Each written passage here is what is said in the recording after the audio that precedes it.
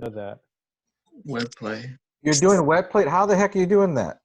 I converted part of my garage into a dark room.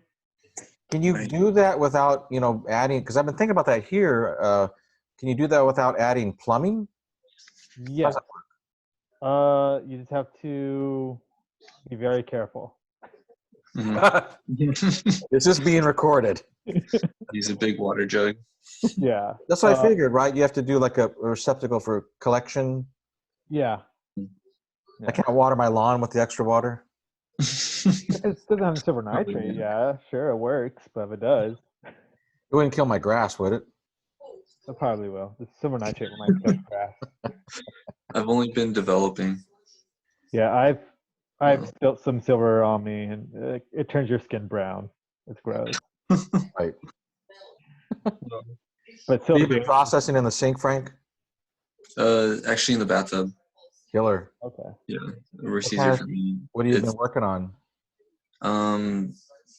There's one roll that I shot maybe a month ago that I just haven't got around to developing. So I did that, and then I think I've shot 3 rolls so far since we've been quarantined. I've worked a couple shifts, so like they gave me overtime and everything. So that's the only reason why I went. So I usually, to break away from the mundane and the boring of going to work all day every day, I just I took my camera, starting with like my Rollei 35, so it's tiny. Yeah. I'll take that and document little things here and there on my way to and from work. Yeah. So I just kind of kept that up again. I did some of that, and then actually yesterday I went to the beach for like the first time in months, and I took out my new camera, which is the Pentax 645. Nice. So like I finally got to shoot some of that. I'm gonna develop that soon too. Nice. What kind of film did you use? I just developed a Ilford FP4, a roll of the Cinestill Double X. I haven't tried that. What do you think of that film? I haven't shot it enough. I've only shot maybe 2 rolls. No, not 3 rolls. The first 2 rolls, I did what's it called? The washing bath like way too hot, and then melted off like an entire layer. In a good way or a bad way? And I think it made it less contrasty, and it took away some of the characteristics that I see everyone else post about, everyone talk about. So it just like a roll of black and white to me. So not a complete, disaster. Yeah, Not there's complete still loss. images on there, but it just didn't have it look like that. And I haven't scanned this roll yet, but they look good. They look really contrasty and a lot better. That's awesome. Yeah, just call it art and it works. Yeah, and then yesterday I shot a roll of Portra 400, so I need to get that developed. Yeah, you don't do that at your house. I actually did a few months ago. I started doing B41. Yep. So my friend just picked up the chemistry, and then my work picked back up, so I just didn't have the time to. And then I got some new chemicals, but they're still in the box now. I just need to get the receptacles for it, and then I can actually do it again. I've never done color at home, but I heard it's quicker than black and white. Oh yeah, definitely. And a lot of people think it's easier. I can't really say that because I have the Cinestill mono bath for black and white, so I use the exact same thing. so it's not really easier, but Yeah, the mono bath comes out a little purple still. yeah. Yeah. Well, if I've been using it for I think a year or two, or whatever. But I just started realizing if you shake it up, there's there's usually that weird silver buildup on the bottom. That actually helps, even though it makes it look muddier. The chemistry makes it look muddier. That actually helps way more. Okay, so leave that in there. Yeah, to shake it up before you use it. Okay. And if you use it a little warmer too. Okay. That's killer. Man, what I've got 2 heavyweights here. Because I love film, it's so sad. I literally, before this all happened, I was at Cypress College and I was doing an independent study thing, and I was just processing, I was just printing Mhm. on, archival paper, and they'd like given my own room, which was good Oh, looking that's cool. back, because I think actually I heard somebody told me that somebody had COVID at Cypress College in one of the photo classes. Wow. Wow. So I had my own room. I think it was one of the old color rooms. They literally give me all the chemistry, and they just left it there. So it was just like my room for the whole semester. And I was just printing, I should have taken that class just for the Yeah. heck of it, and just did practice the tintypes and ambrotypes. Yeah, I wish I did too. Yeah. So, and then, literally they pulled the plug like 3 weeks ago now. Yeah. And so I printed a bunch of stuff. I was actually going to buy another. I went through 100 sheets of, archival, what was it, Ilford? I can't remember which one it was. I got tons of little test strips laying around, If you want help building a dark room in your garage, Well, 14 days from now, Joey. okay, 14 days. 14 days from now. We'll have to go to Home Depot and buy a bunch of equipment. Mm. I love hearing this conversation because, I haven't done some of the stuff you guys are talking about, and it's great to hear about. It's better than hearing about how many people are sick in China and how many people are sick in Korea. Oh yeah. The numbers are easy to go over. It's nice to actually talk about film and stuff. Yeah, it's wonderful. So what stocks have you guys been favoring, if anything? Like I've been shooting for a year. I've been shooting nothing but Tri-X 4x5, Tri-X 120, and Tri-X 35. On purpose, just to try to get to know it. Right. And I'm pushing it and pulling it, and I've had like majority of good experiences with Tri-X, but then maybe between 1/3, like 1/3 of my experiences with Tri-X just weren't good, and it just wasn't contrasty like I usually like it or how it usually is, and it's just I don't know if I developed it weird or like I didn't overexpose it a bit more or something, but I've just never really had a bad experience with like Ilford. HP5 or FP4 have been my favorite for sure. But I've been sorry, I'm trying to think of. I've definitely purposely made the past 2 years doing shooting a majority of like film stocks that I have never touched. that's cool. So exploration kind of thing. Yeah. And now I'm starting to die down and get, instead of just 1 or 2 rolls of something like a brick or something like that. Yeah, that's what I'm doing. Yeah. They're a little too pricey for me, including when you don't have a job. Pay for anything. Yeah. Right. Difficult. It does add up. Yeah. Mm-hmm. Yeah. And what is it about FP4 and the Ilford product that delivers for you better than say a Tri-X, Frank? It's just been more consistent. I know exactly how to overexpose it, and like if I want to underexpose, I know how to. I pretty much only push, because I'm just not a big fan of less contrast. But especially with FP4, it's like I like to be able to open up more. At least, and that's what I started with between HP5 and FP4. You're listening to Rakers of Ice. Do you do that? Are you the same, Joey? Do you have a preference as far as push? Do you want your negative to have a lot of contrast, or neutral, or less contrast? I like neutral contrast because then I could push and pull during Printing. printing. Yeah. Yeah. But I mostly go overboard and always get a lot less contrast. You do? Yeah. I don't know. It's something how I shoot. I just always overdevelop. Always get less contrast. You overdevelop what? Too hot or too fast or? Too fast. Yeah. Yeah. I've been using that Patterson tank, and I'm just doing the little. Oh, the twist. Yeah. Little spinning thing. It's pretty nice. And I'm using Rodinal lately, or Rodinal, however you say it. That's pretty nice too. Do you find the Rodinal sharper? It does seem to have. It just seems to have more detail. I don't know if it's just my imagination. That's the thing with film. That's why it takes me a year to learn a stock. Because like, is it me? Did I just have Yeah. too much vitamin B last night, or why? You It's should try such a long experience. with Caffeinol. What is that? It's a coffee-based developer. Oh, I've seen that. Yeah.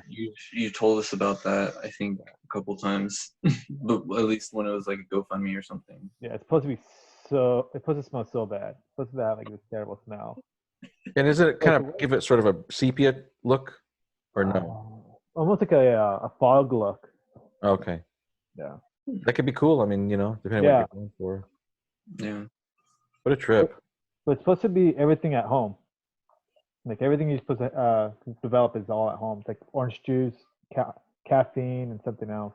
I saw that. Right. Yeah. Right. And it's like this mucky brown. Oh yeah. It's gross looking. I know Right. Lagunitas, I think, made a beer that you just add like a couple sprinkles of lemon juice to or something, and you're able to develop foam. I saw that too. I want that. And I think it's, I think 26-minute develop time or something. It's not strong at all. It's still something. Still. It'll work. That's cool. It's so cool that you're shooting. I had a rough time, finding sort of a center in the world, to even want to shoot. Yeah. So again, I think people that might watch this, all 15 of them, they might, hopefully they'll pick up a camera and make a picture. Oh yeah, definitely. I only now, after like 3 weeks of isolation, I actually kind of have a concept to shoot again, and we're just so conditioned to be afraid of people. Yeah. Yeah. ATMs or gas pumps. I sneezed at a Target and like 5 people walked away from me. Yeah, that'd be a deal breaker. I laughed. I thought it was funny. Like, it's just allergies, guys. Sorry. It is spring. Yeah. Yeah. Yeah, that's really interesting because there's like a post I saw, I think earlier today, where it's like between the past like 30 years, there's been so many small epidemics, plus like the recession and 9/11 and like all this stuff that's going on. Yeah. I just saw a meme today, and it was saying like, Yellowstone explodes. Here comes April. Yeah. Really? Yeah. I mean, that's the only thing that could top this at this point. Yeah. I'm just taking little snapshots here, trying to go for it, man. convince other people to join us. It's also a bit difficult for people to get in here. I think if their computers are not set up for it, if they've never done it before, Well, I had to download something before I jumped in. I know, and that's sort of a big hindrance. Yeah. But it works out because Michael's interested. Yeah. You can, if you know anybody, invite them. I mean. This was looking for a photo and I cannot find it. Because I think you guys would really get a kick out of my friend Michael. He's been like mentoring me like the past 2 years. Absolutely. Do you know how? Can you send him that link I sent you? Yeah. Okay. That'd be wonderful. Oh man.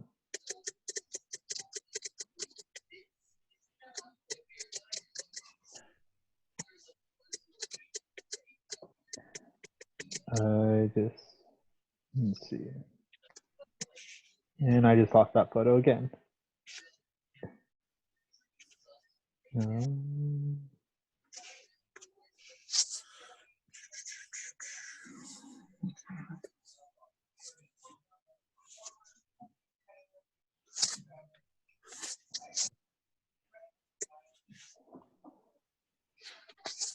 we go.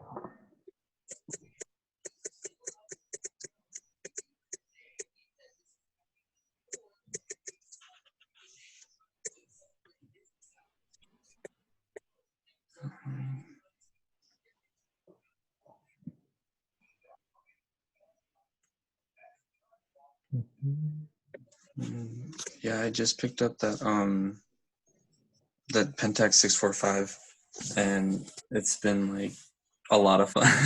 I bet.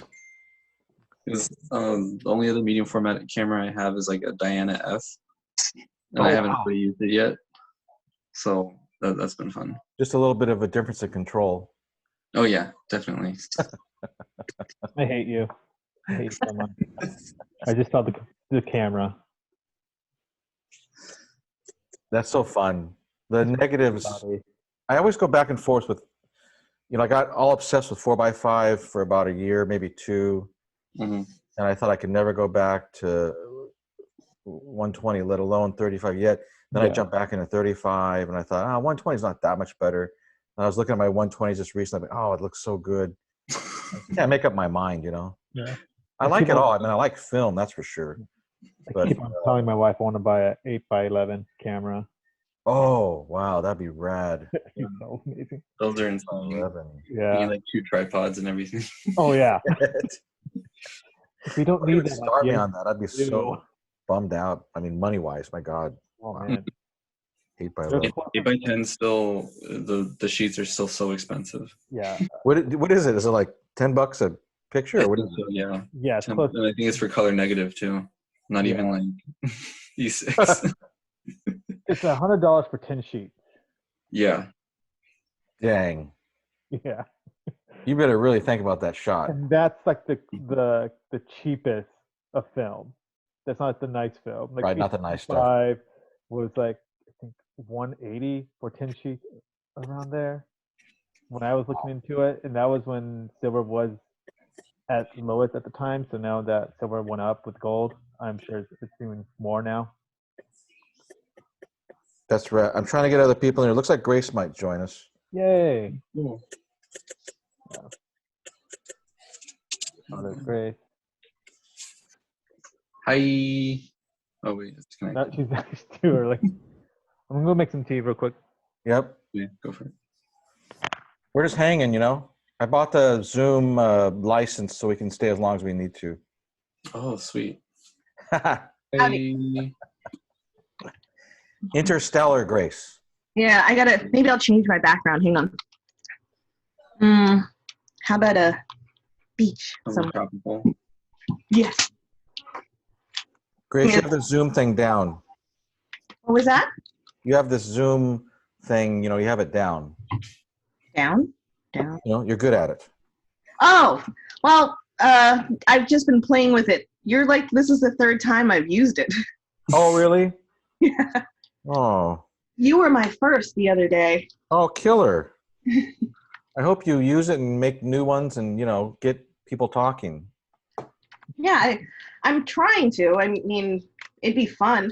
And actually, this is like the most I've ever used video chat. Normally, I don't like it because I don't want to get dressed. Right? Uh-huh. Not in quarantine. You don't have to get dressed. I'm pressing your button. When I did mine with you, I had bedhead. I literally just, I don't care. I don't clean my house or anything like that. Who cares? Yeah. Just us. There we go. Just us on Lighting. YouTube. Wait, okay, so the light's coming from that direction in the background. Let down my hair because we're at the beach. Mhm. There we go. You should put a green shirt on. That's a lot of responsibility, Grace. What is? Getting your shot correct. I can't help it. Like, I need proper lighting. No, you don't. This is window Plus, I light. think masks so well. Like, why isn't it showing your bookcase and all that I stuff? have no idea. Let's try another one. That's not as good. That doesn't work. So, it's like, I'm in San Francisco with you, Frank. yeah. Yay. Starry night.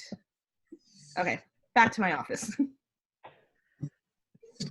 That's cool. So we're talking about your favorite subject, Grace, which is film. Oh, darn. I thought it was food. 120, 4x5, yeah. Give her film Oh. stock. Okay. Film stocks, using a film stock for a year, Mm-hmm. Yeah. Oh, I had my favorites. So, okay, can you give me cleaning my camera? How dare you? So can you give me a recap on what you guys have discussed so far? You know, the end of the world film. Oh. You know, 4x5, What we've been shooting 120. lately. Yeah. Film of By the art. way, that is all my film that I've shot over the years. Yes. Good. I'd love to see that. I have one. Yeah. Each one is a collection. And I still have What's in there? What kind of stuff is in there, Grace? Oh, well, let me go get one. Let's see. Yeah. Now Yeah, I I'd want like to to go know. over and like start looking through your books of film. Random one. So here's my folder. And then you open it up. And there are contact sheets with the negatives in the back. Nice. All organized. Color contact sheets. Doing this is so hard. Imagine trying to make a contact sheet in the dark. There is no safe light. Oh yeah, see? Another reason. Fogged film. Right. Things you don't like. I like that though. I kind of like the way that looks. Yeah. So that's my, and then Turn there's it upside down, sell it at a swap meet. You know, print it, turn it upside down, sell it at a swap meet. Abstract. Mm-hmm. Yep. It's my collection. Trying to get Larry Hack going. I guess he's having a problem with his getting the Zoom working Okay. on his Yeah, Mac. we're talking about it. You'll get it. Yeah, I told him don't give up. I'll text him and tell him not to give up. You should, because he's Sorry,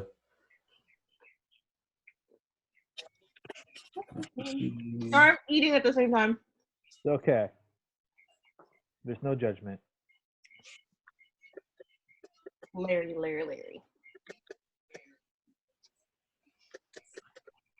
tell him it's an app and it's free and it's from the App Store.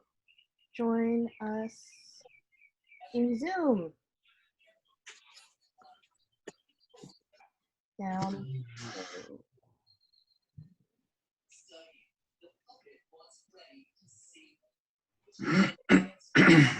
I can't get Dave Whalen to do this either. Like, Wonder why. he doesn't want to, or I don't know. It's always, I mean, I don't know. totally seems like something he'd be into. Yeah. I think if you've never done it before, you don't realize that, you know, it's for right now, it's like the best we have, right? I mean, Yeah. Actually, this is great. I don't have to drive anywhere. It's like I know. an hour worth of commute. I found out that you could do group calls on Instagram, like the video calls too. up to Really? six, right? I don't know if it's like capable to do 10 plus people like Zoom is. Oh, okay. Yeah, it'll do like 6. Instagram will do 6, and Oh, Facebook will do 6. mhm. Facebook Yeah. will do 50. Oh, it does 50? 50. Oh, I didn't know that. FaceTime will do 31, which is weird. Really? Wow. FaceTime does this annoying thing where like all the frames like float around. Really? Yeah, maybe I have it on the wrong setting or something, but I was doing that with my family and it was horrible. The Mad Hatter setting. Yeah, it's like spare me the graphics, you know. Text message. Oh. Says it's only available for iPad and iPhone when I click on the App Store. You have an iPhone. Oh, let's see. Well, then you know what to tell them? Tell them to do it on Chrome. It'll work on Chrome. It doesn't work on Safari. Huh.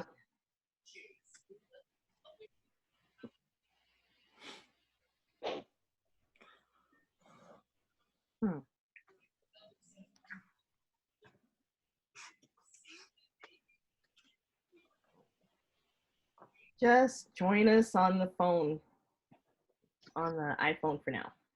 Yeah, that'll totally work. Yeah. There we go.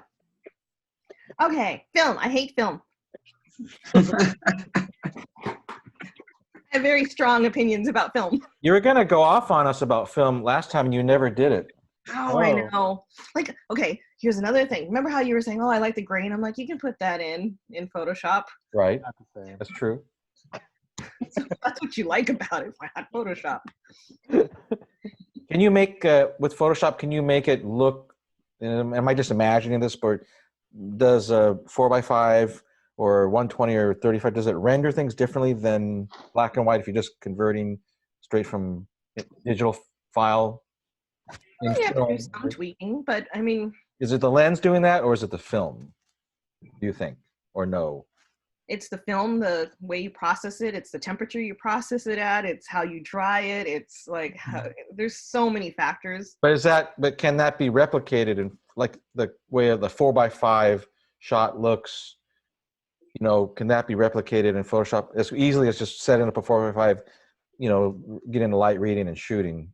Yes. It can. Yes. And it looks like that. It has that like because what I love about 4x5, I've got a few in my house. You know, of my kids, and I love the way it renders backgrounds. Is that just the lens, or what's doing that? What do you mean by render? Well, the backgrounds look almost drawn sometimes, or they look kind of cool somehow. Does it look round? I'd have to see the picture. Yeah. But like I have shot stuff on digital and printed it out on like clay paper, and everyone that knows film, really knows film, has tried to convince me, like, and it's my own photo and I printed it myself. Oh, you don't know what you're talking about. That's film. You can only get that look on like film and fiber base. And I'm like, no, you just don't know how to do it. Right. No, that's why I'm asking, because if there's a way, you know, I mean, I would totally, you know. There's definitely a longer technique. I mean, I haven't done it as extensively as I know Grace has, but that I've been able to make things look similar. I think if you want to try to print big, you definitely are going to need a medium format digital camera as to like match like a 4x5 for sure. No, you don't. Why is that? Why is it, in your opinion, that you need that? Why is it, in your opinion, you don't need that? I think what you do need that is just because of the resolution, and there's a way you can make the noise look like grain, but you can only do it for so much, especially with digital. Oh, there he is. I love the beard. Nope. Hey, y'all. This is my friend Michael. Hey, Michael. Show me something. Okay, here's my Grace challenge. Give me something that's film. Mm-hmm. I'll show you how to replicate in Photoshop. And here's another thing. Here's the weird, stupid thing. Everyone shoots on film, and then they go and scan it. So you end up with a digital photo. And you're still printing digital. Well, Yeah, I that's what makes me laugh, is that part. Well, when it comes to that, there's definitely like programs that I and Michael have found like that can counteract that, the JPEG artifacts you get, and if you just scan it raw with no digital whatever. But when it comes to a print, it's definitely more difficult to do that in post processing for Photoshop versus going in the darkroom and printing. Yeah. Grace, did you freeze? I love this film is not better rant. Keep going with it. Well, Grace is gone. Oh, what happened to Grace? Oh, she I got think she got mad. She rage quit. She got mad.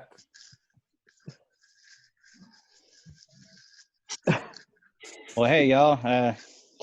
Want to introduce Love your myself? Beard, man. Hey, thank you. Hey, Michael. Mine was Hi.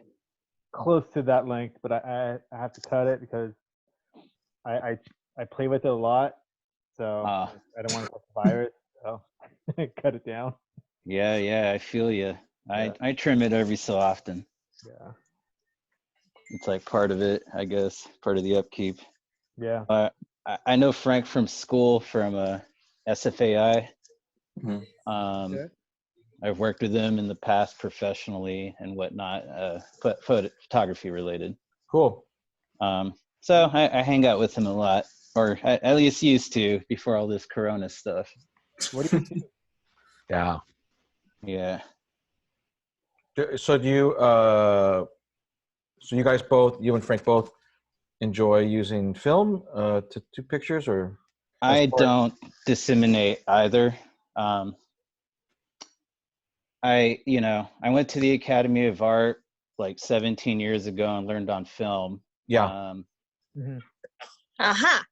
And then I still shoot digitally the way I shoot film. So like I still use filters digitally. I still only use 5500 Kelvin, like all that kind of shit. So Yeah. But I guess when you look at my work, people can't tell whether it's film or digital. And I kind of been trained like in the old school. Digital was always a rich man's game back then. So like, just remember like the first Rebel, it was $1,000.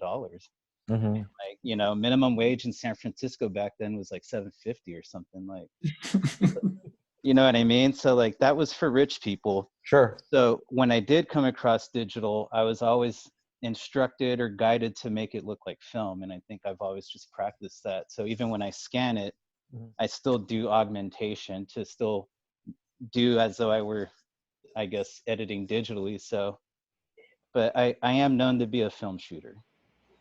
Cool. To answer a long-winded, give you a long-winded answer. Do you know Grace, Michael? Have you met Grace? Haven't. Hi. How Hi, you? Sorry. Michael. Totally distracted by my chip. Grace It's used all to work at the place we used to go to school in Cypress, and what's great about her is she was just going on a film is not necessary rant, and so we were all listening to her. But I was loving because I like film too. I don't believe in one over the other, but Grace believes it's just completely unneeded. Oh, where did Michael? Oh, Frank left. No. I'm sure he'll be back too. Yep. Yep. You think film is unneeded? That you could get the same results with digital by manipulation that you would with film. I agree. Yeah, absolutely. I guess to caveat her previous statement and what I just said, you can't tell the difference between film or digital with my work. It all looks the same. So even when I print, because my minimum prints are always 4 feet by 6 feet, if not bigger. So even printing that big, my instructors can't tell whether I've shot film or digital. They still question it. Yeah, and I don't see the point of shooting film if you're just going to scan it to end up with a digital file. And then on top of that, what you've done is basically just take a photograph of it digitally on a crappier camera. I feel like if you're just gonna scan it, mine is like once again just shoot digital because you're adding more work to your time, which you don't need to do. Yeah. To kind of conflict with that or not necessarily contradict what I said, but as I mentioned, I still shoot filters. So even when I shoot digitally and I plan on doing black and white, I still shoot a red filter. Frank's seen me do that. So, and even, while shooting digital, I still take that special care with it as opposed to film. So like, I don't know if you guys are privy to this, but I used to repair cameras for a long time, like here in San Francisco, like that's what I was doing back then while in school. So I at least got to play with the equipment. I never owned it or worked with it. Mm-hmm. But what I learned from editing other people's photos is there's this UV filter clearly over the sensor. You remove it, it becomes an infrared camera. Once you start, inputting different pieces of glass, that'll eliminate different nanowaves. But as opposed to film, digital has that glass. So you need to mitigate that UV refraction too. So I always shoot 2 UVs when I shoot digitally. And people like criticize, but once you start blowing up 4 feet by 6 feet, you minimize chromatic aberration because that second UV is going to cut that shit out. And then, the second thing over that is once you're shooting into the distance, you get more clarity because now you're eliminating, you know, what a UV does is the fog and the haze, and you know, your transition to warm or cool tones, you know, as color progresses and distance and the eye start, you know, they're no longer parallel, like shit physically changes. So you have to be aware of that. Mhm. And that's like, you know, that's just reading Isaac Newton's optics and just figuring out like how light is coming in through the lens. And like, you know, as much as we like to believe like Zeiss or Canon L or Leica is like pure, you're still dirtying the light. It's still dirty. It's not pure. Right. So you have to mitigate that. Right. And that's just like what I picked up over like almost 20 years of shooting.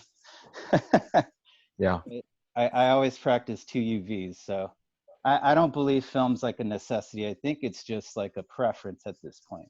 Because I think agree. about it, Fuji created that 4th layer technology to look closer to the clarity of digital. And I think people are now coming back to where that's a fetish still in shooting expired film. But I mean, you know, they discontinued Acros and quickly remade it.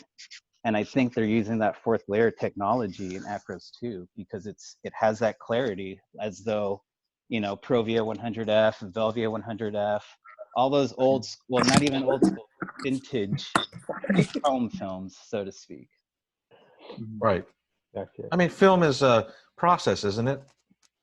Oh yeah. Yeah, I agree.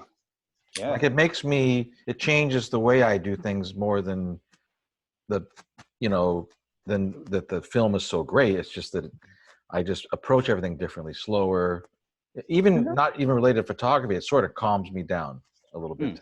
To like get a 4x5 and take a shot, you know, because I have to think about each element so slowly, you know, like with a 4x5. Yeah, and if it forces you to do that and it helps you, then that's a good thing. Like for me, I just slow down without needing that mechanical contraption to slow me down. Well, Right. I found a way to mitigate that even. Frank's part of my photo collective and whatnot. Cool. When, you know, my collective feels like they're lost, I put up different, you know, lessons. And one of the first one is, if you're going to shoot digitally, shoot a 1 gigabyte card, because that's only going to give you 37 shots.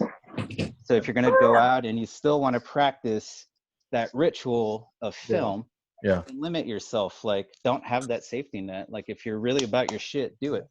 No, I usually Turn divide off the all media my screen. films all my visuals that I shoot. I divide it by 36, and I go, okay, and now I got like 17 shots in here.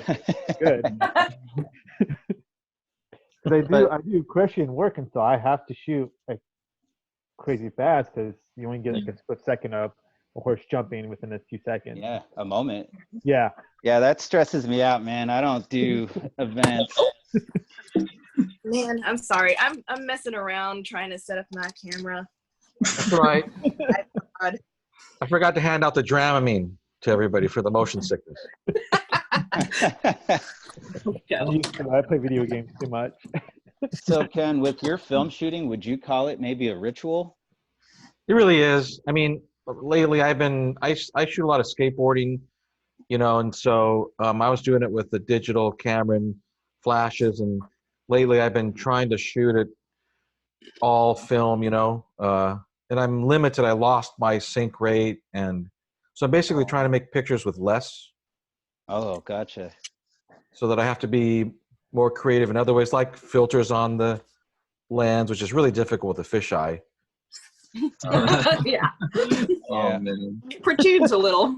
I've had to make my own, you know, because some of them have some fisheyes have rear bayonet filters, which Nikon doesn't even sell anymore. Yeah. And so I've had to make my own just with you know, Yeah. just with the pieces of film. Yeah, but it's fun, you know. It's like and I'm a musician. I did a lot of audio engineering for decades.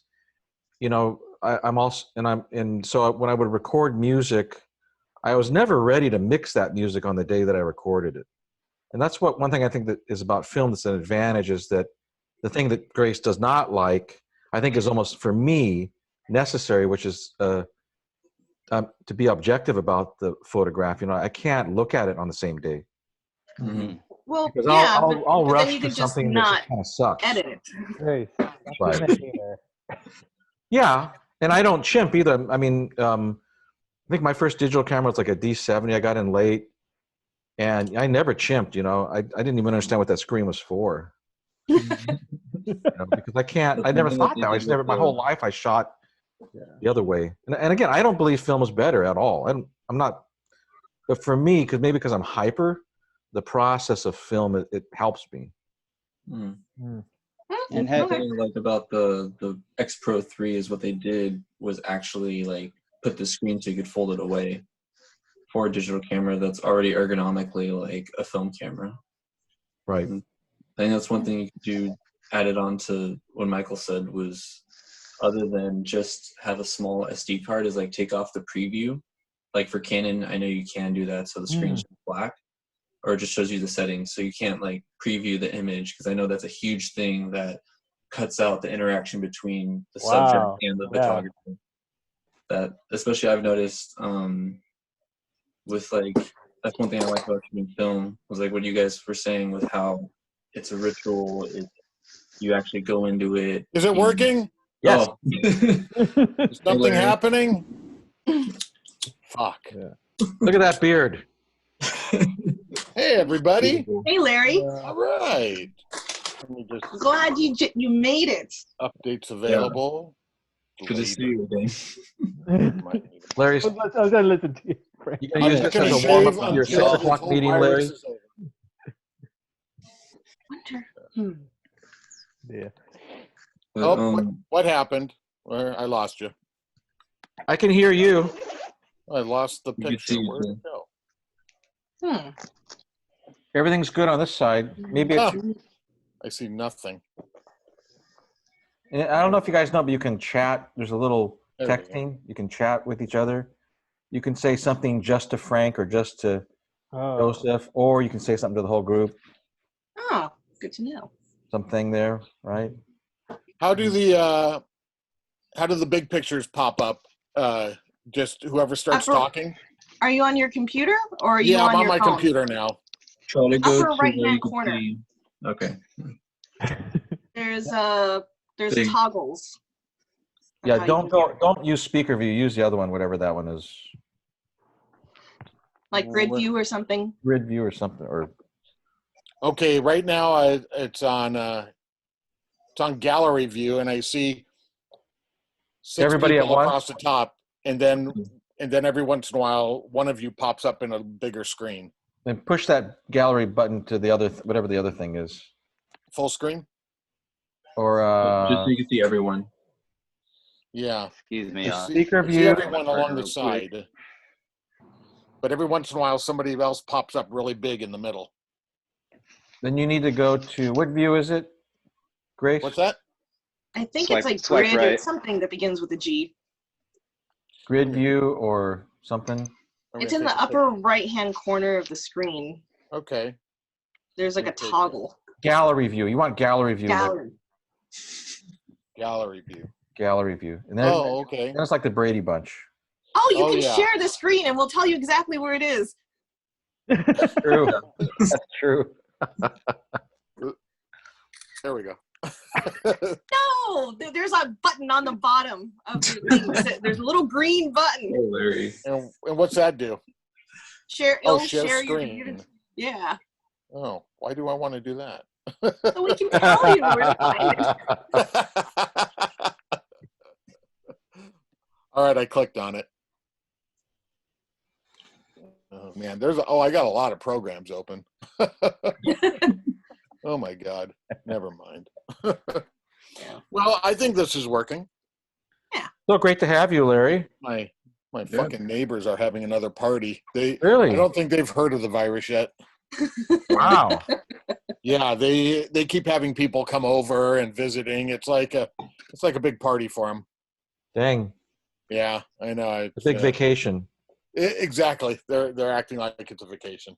I live in an apartment complex, Larry, and I hear Mexican music every once in a while. I'll hear Middle Eastern music every once in a while, or workout music. The greatest was another few days ago. All I hear is like, "There's that man that's good for nothing," and the mom's like, "Be quiet, be quiet." It's like, "No, you said he was good for nothing." There he is. The mom's like, "Shut up, go inside the house right now." Wow. I love it. I live on like a corner, and in the morning, like I'm always woken up by about 6:30 a.m. when everyone starts going to work, and now I don't hear it anymore. There's hardly any cars. Oh, it's quiet out there. It's quiet. I went down to Sunset Beach the other day. Actually, I was in Irvine, then I took PCH and drove to Sunset Beach, and found a parking spot, and, Right. and walked out onto the beach, and there was like 11 people out there, and where the place should be packed. So I put the drone up in the air and looked up and down the beach. If there were more people, would you have avoided it? I don't know. I'm trying to avoid visiting my mom as much as possible. She's 85, so when I was there yesterday, I had a mask on, things like that. Yeah. It's pretty crazy. Oh, so I told Frank. But I definitely I get a little stir crazy, so I am hopping in my car and driving around. Yeah. I've got this giant respirator mask though that I could wear if I need to. I look like Darth Vader. I told What's Frank the filter that's on it anyway? P95. Oh. Yeah.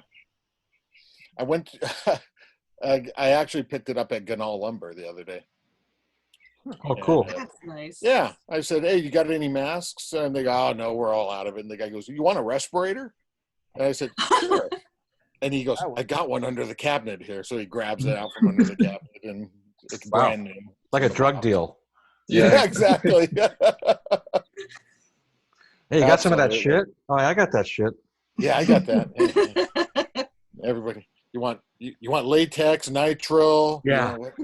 What kind of gloves are you looking for? Yeah, toilet paper, man. Come on. That Michoacan. Oh man, that's cool. Pretty nuts, though. I'm glad you can wear masks out now because, like, even 2 weeks ago, I think it wasn't socially acceptable. Like, you'd walk into a store and people would be like, "Oh my God, are you gonna rob us?" You're the sick one. Unless you're Asian, because all the Asians have masks except me. Yeah. Well, especially when they're driving their cars. They're in their car. I'm so used to it, but there was a lady on Beach Boulevard the other day driving. Oh my God! I think it was blocking one of her eyes, the mask, because she was and she was going so slow. And I got up and I passed her, and she had this mask that was just covering like 3/4 of her face. And I'm thinking, do you really need that in your car? I don't know. Whatever makes you feel safe, I guess. I guess, yeah. If it makes you feel safe, that's fine. It's not hurting me.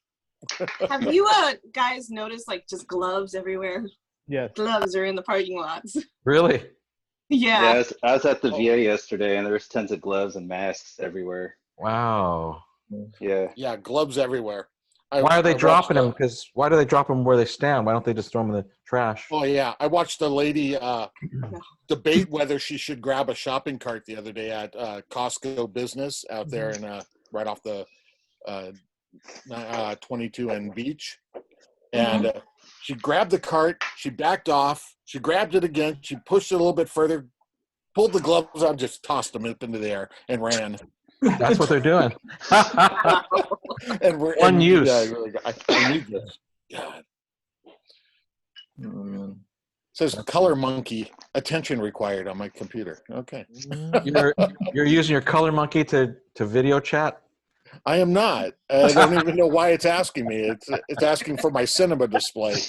That's hardcore photography right there, man. Yeah. Oh yeah. Does anybody have a color monkey? No, I use the iSpider, but I use the Argyle driver and the display cal hack. Mm-hmm. Yeah, I'm Spider too. You have a spider? Yeah. Spider. I have 2 spiders. I borrowed the color monkey from Cypress. It was real nice to be able to borrow things when you needed it. Well, oops. That was a good place. A great place. Was. What? Was. So my class was Now wait. Now remember, this is all recorded. Yeah, Oh, is uh-huh.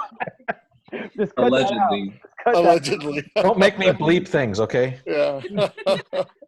We're talking about purchasing. Is it from actually the are you Great recording? play. Yeah, I'm screen Love recording the it. whole thing. Are you really? Yeah. Okay. Yeah. You can see it in the upper left-hand corner.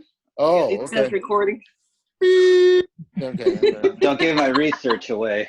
You can say bad words, but just don't put yourself in danger. Is all I'm saying. Oh, well, Yeah. that's the joy of it. I am no longer censored. No, exactly. Let loose. Then come on. No, Let loose? Big Brother already knows about I'm me, just so I'm joking. not scared. I will let loose. I can, but I haven't had enough to drink to do that yet. Hey, Grace, did you make it over to Rob's house? I did. He basically made me pretty much wear a hazmat suit before even I was going to say, did he make you strip down and he scrub you down like in Silkwood? Like, I'm surprised he didn't open the door and just spray me down with Lysol. Oh my God. Yeah, I'm still tech support apparently, even after all these years. You're not going to get out of that. I don't mind. He's a nice guy. Yeah. You saw Rob recently, Grace? Yeah. He just he bought a new printer and he needed help installing it and installing all the profiles. And since I was the one that took care of that, he's like, "How do you do it?" That's so cool. Yeah. So I had to I showered down and I put on fresh clothes. I was in gloves and masks and my hair is tied back. That's awesome. Scared me when the first time I met him. He frightened me. Rob did? Yes, man. Why? His demeanor. I had teachers like him who were just mean. So it's like his demeanor and his attitude. I thought man, this guy's gonna be a terrible teacher. So I avoided that guy as much as possible. And then he turns into a teddy bear. You know who's intimidating? Regger. Regger is my friend, and there's times where he's so tall, he just stands behind you, and then he just kind of watches what you do, and you're just like, what? Yeah. What? And you swear you're doing everything right, but you're like, he's watching. That means I'm doing something wrong. So one time he was behind me, and I was instructing a student how to do film, how to develop. I'm like, all you have to do is put the film in there and shake it real hard, and I just hear, oh. That's great. You know what we used to tell students, and we always thought they got the joke, but we told them, "Oh, careful not to drop it. You're going to throw everything out of focus." And they take it. They go, That's really good. That makes a lot of sense. I see where you're going. That's great. Oh, here's another thing that we this is an actual student question. Someone was going to go on a trip and asked how much film they should bring, and we're like, why, and he's like, well, I'm going for this many days. I was thinking about this much, and I don't know what's going to happen, if I can carry all the weight. And we're like, well, it doesn't really weigh that much. He's like, yeah, but every time you take pictures, the film gets heavier because each photo is put on there. And we're like, oh my gosh. What's heavier, a bear in a cave or a polar bear in a snowstorm? Okay, without naming names. Yeah, it really makes the silver weigh it down. Oh, okay. Here's another student story. There's this one time, someone was printing in the dark room, and we told them, okay, you need to burn this corner, burn this section, and so they went in, they came back out, they showed the print. There was no difference whatsoever. And we're like, oh, okay, maybe you need to burn it longer. So they went in and they burned it longer, and they came back out and still no difference. I was like, I wonder what's going on. And I looked at the film, it looked fine. Should have responded to that much burning. So I went in and I said, can you show me what you're doing? And they had their paper on the baseboard and the lights projecting down. Let me see if I can get something. You have to do a visual. So just pretend this is like a, the burn card. And instead of burning, or something like this, they were doing this. And I'm like, what are you doing? And they basically said, I'm shooing the light onto the paper. That's awesome. I was like, oh, okay. You're bending. That's like the most literal Okay. interpretation of painting with light I've ever heard.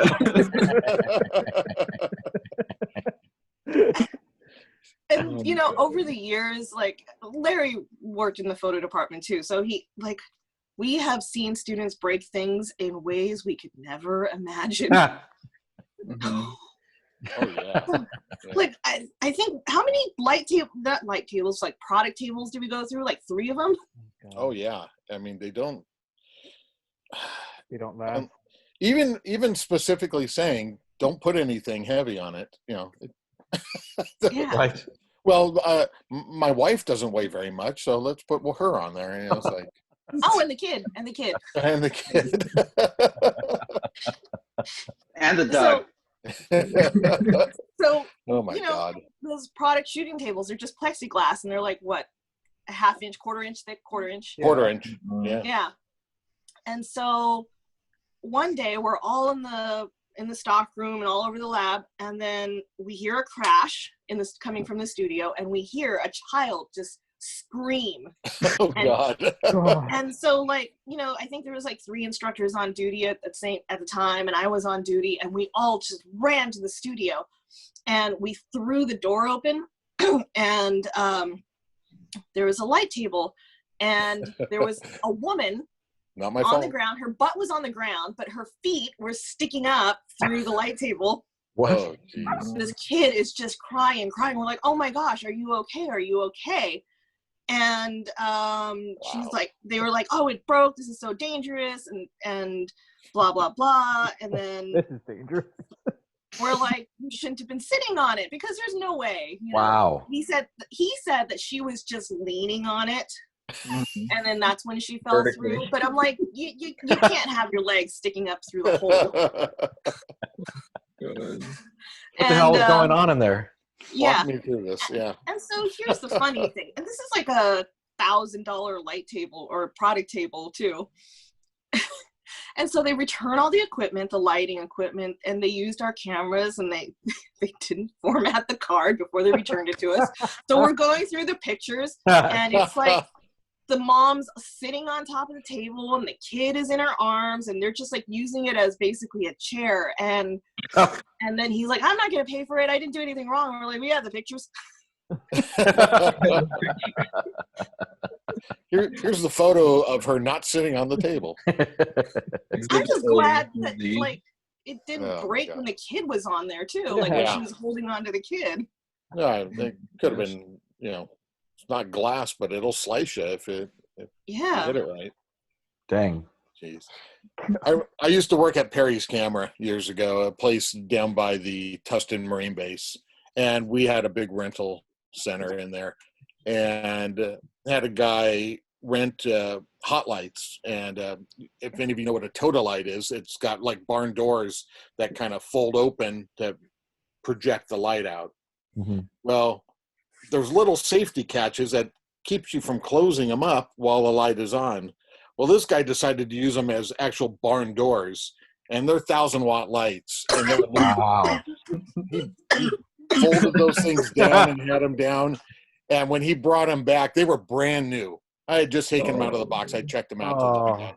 Yeah, and he goes, I had a little problem with it, and they're just melted down. They're just kind of folding and patting themselves. And he goes, how much is that rental? I said, it's $185 each for the one-day rental. And he goes, what? I said, yeah, you destroyed these things. You bought them. I remember the Speedotrons or the Pro Photos, actually, they had the cap on there, and people would leave them on and turn on the light, and so it would burn a hole in there, and they're like, that's not a yeah. snoot. Yeah. I can't make this stuff up. I really can't. I wonder what happened to all that. Well, they Ken knows about it, but they took all the they took a lot of the strobe equipment over in the photo department, and they just put them in the studios. Yeah. Most of it doesn't work and most of it doesn't work. as Yeah, Ken I Holmes. tried to do, last year I was trying to do portraits with the 4x5 and some Speedos, and I had a really rough time just finding 2 Speedo packs that worked. That's too bad. Yeah. Yeah.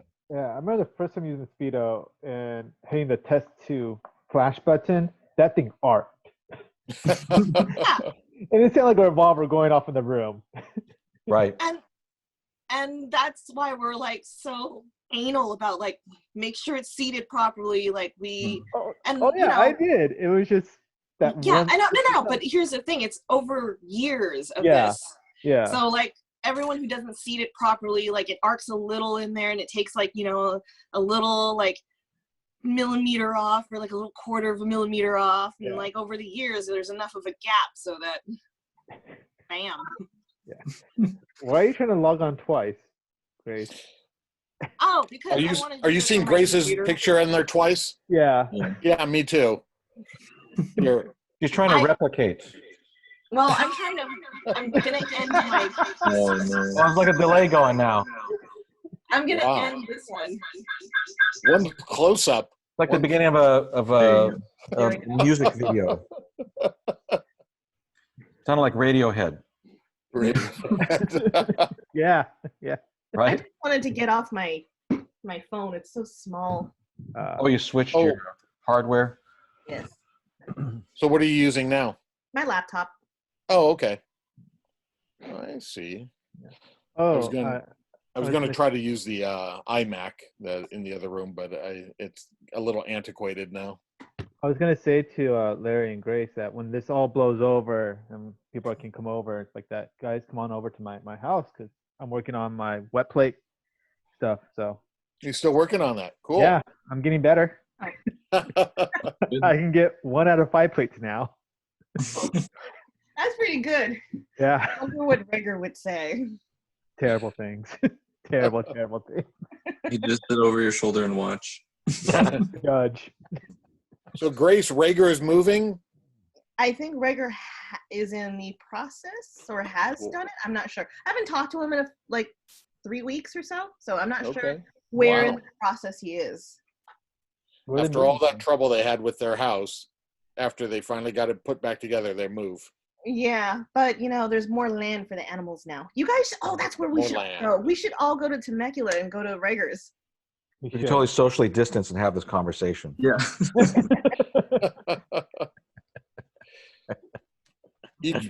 Rager has enough acreage, so each person gets 1 acre to stand on. Yeah. You can have 26. I think it's a 26-acre property now. Wow, that's awesome. I bet he's gonna raise grapes. I think so. Yeah, he's gotten so much into the vineyard or the vinting. Well, he took that class too, so yeah. Well, I think he has a degree now. I think he definitely has a certificate. I don't know if he has a degree yet. Okay. An associate's degree. That's his one of his things he's chasing is winemaking. Yes. Sorry, there's a bug in here. His neighbor had a whole bunch of grapes, and it was time for harvest. And they ended up with so many grapes, and they're like, what do we do with this? So he had to research real quick and helped his friend make wine. And then after that, he got into it and started taking classes. And here's the cool part. The classes are held at Wilson Creek Winery. Whoa. Wow. That's so cool.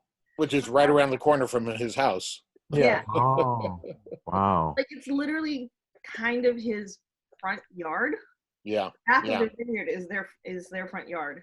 Very close. I remember him asking me a few questions because my brother knows how to make beer, and so I was learning that process too. I'm like, that's a complete different area. I don't know how to do that. That's cool. How fun. Rager's always doing something. Yeah. Can we get Larry's opinion on the Film? On the what? Film. How do I thought of something for you, Ken. Please, Larry first. Okay, thank you, Michael. So, Larry, we were talking about film when this conversation first started. It was Joey and Frank and I. We were talking about, I've been working with Trikes, I've been working with Ilford, and we like to mess around with 35 and 120 and 4x5 and then when Grace popped in, I said, well, Grace was last time I talked to her, she's going to do this rant on like how you don't need to use film. You can just do it all digital and why use film. So. And Larry used to work extensively in film. I mean, he would switch out roles for people, like just pack. Oh yeah, backs, yeah. I mean, backs. I love the idea of film still. I still do, but it's just not really user friendly. It's just I can't just run out and grab it and have instant satisfaction. It takes time, and I don't know. I just don't seem to,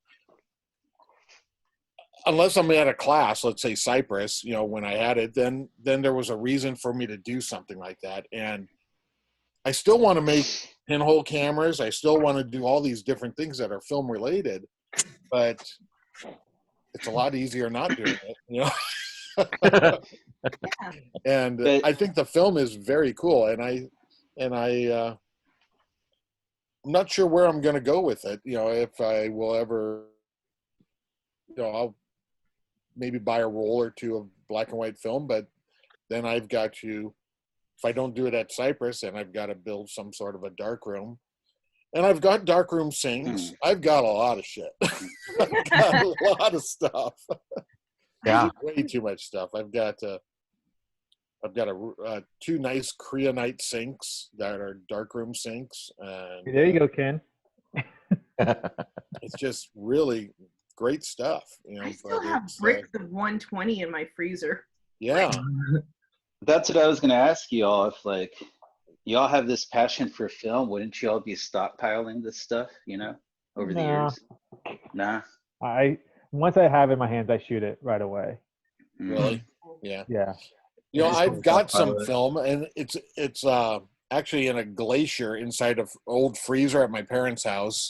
How the freezers ice up, and they ice up, and now it's like clear ice. It is. Oh gosh. It is clear, and inside that block of clear ice is a box of 4x5 Panatomic X. Whoa. Hell yeah. And I mean, it's frozen. It's frozen in time. It's like ice man. I'll take it off your hands right away. And I look at it every once in a while, and I think, how am I going to get that out of there? Y'all make me feel crazy. My wife made me get a separate fridge because I have so much film. Yeah, I have a separate fridge. Yeah. I do have a mini fridge. I do too. And then it's not just for your film; it's for your paper too. Yeah. Yeah. These are my chemicals. Oh yeah, you don't need a freeze dry inkjet paper. That's right. I don't know about you all dinosaurs. I'm just kidding. I have a friend who works at Boeing, which was McDonnell Douglas, and he was going down the road one day, and they don't do this anymore, but it wasn't all that long ago, 15, 20 years ago. He said, hey, off on the side of the road, I just passed up all these refrigerators that say like Kodak film refrigerators. No way. And they're all just thrown off to the side of the road, and they're filled with 4x5 film. Oh my film. God. And it's when they got rid of their photo department. The stuff went out into the field and got thrown off to the side. Wow. And I was at a Boeing boneyard recently where there was 4x5 cameras and lenses and everything, but you had to buy different lots in order to get everything you wanted. Is that out in Washington? And I didn't win any of the lots. I tried. You know what? If you wanted to process film, Larry, you can just go to Fulton's studio because he still has his entire darkroom set up. I've asked that man so many times. Oh, that's true. I never even thought about that. Well, Yeah, and I guess I kind of forget about it, but there's a fine darkroom at my parents' house because we built a darkroom there for my dad's retirement business. There's a 4x5 enlarger on a step printer with a copy camera and a RA4 processor. Everything's down there. My dad had a business for doing photographic RA4 processor in the house? RA4 processor downstairs. Yeah, Dang. Wow. yeah. He would process business cards. So he would buy paper. He'd buy 4, 5, 6,000 feet of paper. 3.5 inches wide. Oh yeah, business a card. bunch of these guys didn't get a chance to print color back when we were like, having to control the bleach and the fix and the Yeah, so I had to show my dad how to print color for his retirement business. I Remember the close one eye and fucking make sure that it's all consistent.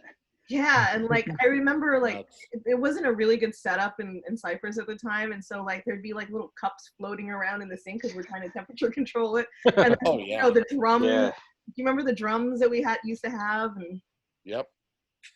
Yeah. you Yeah. in the drum at the right time. It's like, oh crap. Pitch like, black it's dark like rooms. over. I mean, no light. Pitch Yeah. black dark rooms, and you're taking the paper off that enlarger down in that back dark room right by the black and white processing rooms. Turn around. Put your and you gotta sunglasses find that on. drum, which is spinning, and a net, and you got to put your paper on the net and lay it down onto the drum, and everything's got to line up in pitch black, and then you start pouring your chemicals in, and Jesus Christ, you turn on the lights when you're done, and the paper's sitting at a 45-degree angle. And you go, what the? God dang it. Oh, and I Yeah, hated okay. SIBA. Oh my god, I hated printing SIBA so much. Chrome, well, we didn't have to, that was a machine. Well, no, Jerry made us do a drum and the machine. Like only Oh. once in the drum did he let us use Gertie, was it? Yeah, with no gloves on. Which Jerry was that? Jerry Birchfield. Oh yeah, he's my first teacher. Oh, I actually have a story. Oh I'll no. share it exclusively here. Oh no. I know how the name, what's it called? Lumen Print came about. Which one? Lumen Print. Oh, a lumen print. Lumen print. Let's hear it. So Jerry was working on these at the time, photograms, and he's about to make a book, and he's wandering around the department checking on students. And do you guys know who Richard Hutter is? No. Okay, so he's a former student, and he was in the digital lab, and he's working on his stuff, and Jerry's in the digital lab, and he's kind of muttering about like how he can't call it a photogram because it just sounds, there's this connotation that it sounds like a 101 assignment and it's kind of cheap. And so Richard Hutter just turns around in the chair, looks at Jerry and says, you should call them lumen prints. Oh, there she goes. Huh? Really? Yeah, and then he's like, oh, okay. So he started calling him lumen prints, and now everyone knows them as lumen prints. That's huh. That's cool. Yeah. I remember the first Well, day- guys, I have to sign off because I am using my phone as hotspot data to make this all work. No. Oh, So, okay. Shit. I'm burning up energy. It resets on the 7th, and I'm down to about 6% Right. hotspot. Okay. It's good seeing you. Yeah, you too, glad- everybody, glad- and maybe next week. Sounds good. Okay, take See care. ya, Larry. Now, Bye, how do I Larry. turn it Meeting you. off? Oh, leave meeting. There it is. Yeah. All right, take care, guys. Bye. Bye, Larry. I'm leaving. That was cool. I'm I'm glad he glad got- that someone else remembers, like, printing color and stuff in the. I just remember when gloves weren't like a big deal when you were doing this chemical shit. Like, because I remember, like, Weston had black fingernails from Pyro. Yeah. Right. I read about that. I know a couple people that are friends with the Westons. I wish Do you? I Rob Seen is them friends with the Weston in print. family. I remember him talking about that. I did a podcast with Rob, and he talked about them and Birchfield and different people. Yeah. Yeah. I think Rob's dad was a dentist, and he was the Weston family dentist. That's Wow. right. I believe they bartered photographs for dentistry. Yes. Did he live on the ranch too? Like he wasn't allowed to work on anyone else? I don't know. But Well, one of the stories that Rob told me was that his dad needed a root canal, but he couldn't get to it, so he gave himself a root canal. Oh my goodness. Oh, Badass. Totally badass. dude, my grandfather did something like that. Like, he just pulled one of his teeth out. He's like, it was bad, so I just pulled it out. I'm like, Grandpa? He's like, what? It works. It hurts so much. Save some money. Yeah. Fuck that, dude. There's so many stories. That's great you saw Rob. That I was a little worried about him because I know he's taking care of his mother, and good to hear that he's all right. Yeah. Yeah. He's hunkering down. Who's this Rob person? Oh, he's a photography instructor over at Cypress. And did he teach all of y'all? Yes. Yeah, he taught me. Oh, okay. He Wow. taught me how to print. You too, Frank? Yeah. Holy It's shit. the first class I had because I had him for intermediate. Yeah. I try to avoid him as much as possible. He scared me for a while. Did you eventually realize he's just a big giant teddy bear? Yes. Yeah. And then I went up to him for one of my films, and I was like, hey, Rob, how do you fix this? He goes, how much time do you have? I'm like, I have all like, I could buy like another like 3 packs of paper. He goes, okay, I need to help you. Oh, Yeah. I think that's when you told me that he printed for Ansel Adams. Yeah, well, he was Ansel Adams' photography assistant over at during the workshops. Yeah. But who else? He printed for a lot of people. Yeah. I don't know if he printed for Avedon or he was going to print for Avedon too, or not. But he's one of the best freaking printers I've ever met. Yeah. Yeah, me too. Yep. I think that's what his go-to story was, in at least the classes I took with him, was like straight to printing for Ansel Adams. I remember. and by the way, Yeah. I remember. first off, Yeah. I was talking to Rob I had a question for Rob one time, and then he just pops and Will comes in, and Rob's like, "Hey, did I ever tell you the story of Ansel Adams and Richard Avedon and a tin can cup?" And I'm like, "No." And Will's like, "Stop right there. Let my imagination go. That's all I want to know." Ask him that. I don't think I've ever heard that story. I was like, "I want to know the story." He's like, "No, Joey. You don't need to hear it. That's all we need." That's great. Oh my Well, god. I know Rob could probably be bribed with a Tommy's burger if you ever want to hear it. I probably will. It all blows over. Those are great times. That place was such a resource, Cypress. Oh, it was. Yeah, I used to love that place. Yeah. do y'all teach there, or are y'all just aluminums from there? A little from column A. I think we've all I was staff and a student. Oh, So okay. the entire time Gotcha, it was gotcha. both. I was a student, but Yeah, I was a student there. we just had good groups.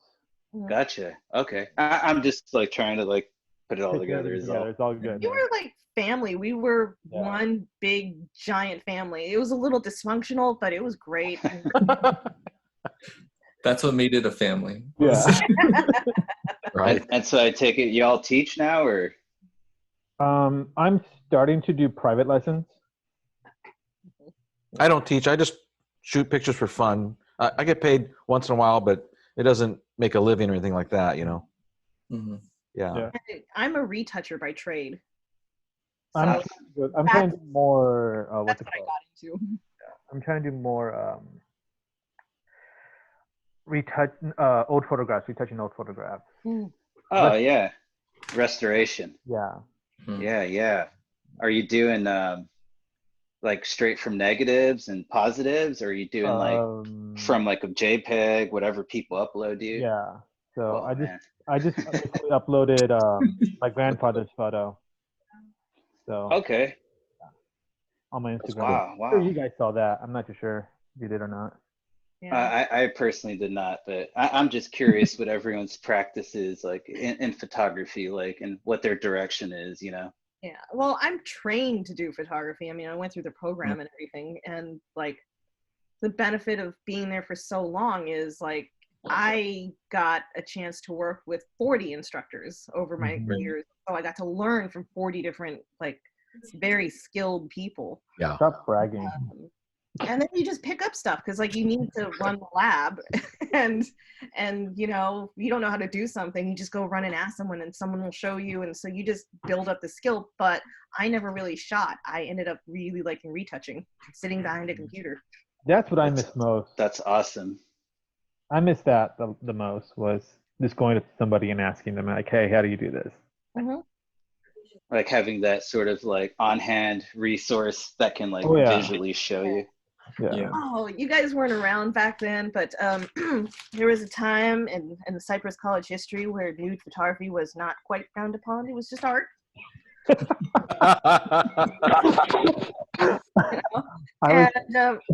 know, we were all in the dark room, and back then no one was really on the computer much, and like all the upper level classes is still in the dark room. So there's like 20 of us in the dark room, and we're all looking at each other, and we all know who that guy is that always is taking nudes.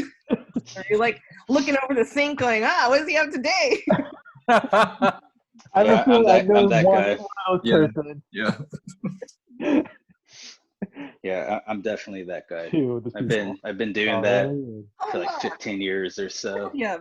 Speaking of the devil. Yeah, but my work specifically touches based on femininity, feminism, queer culture, and decolonizing fine art. So it's very specific.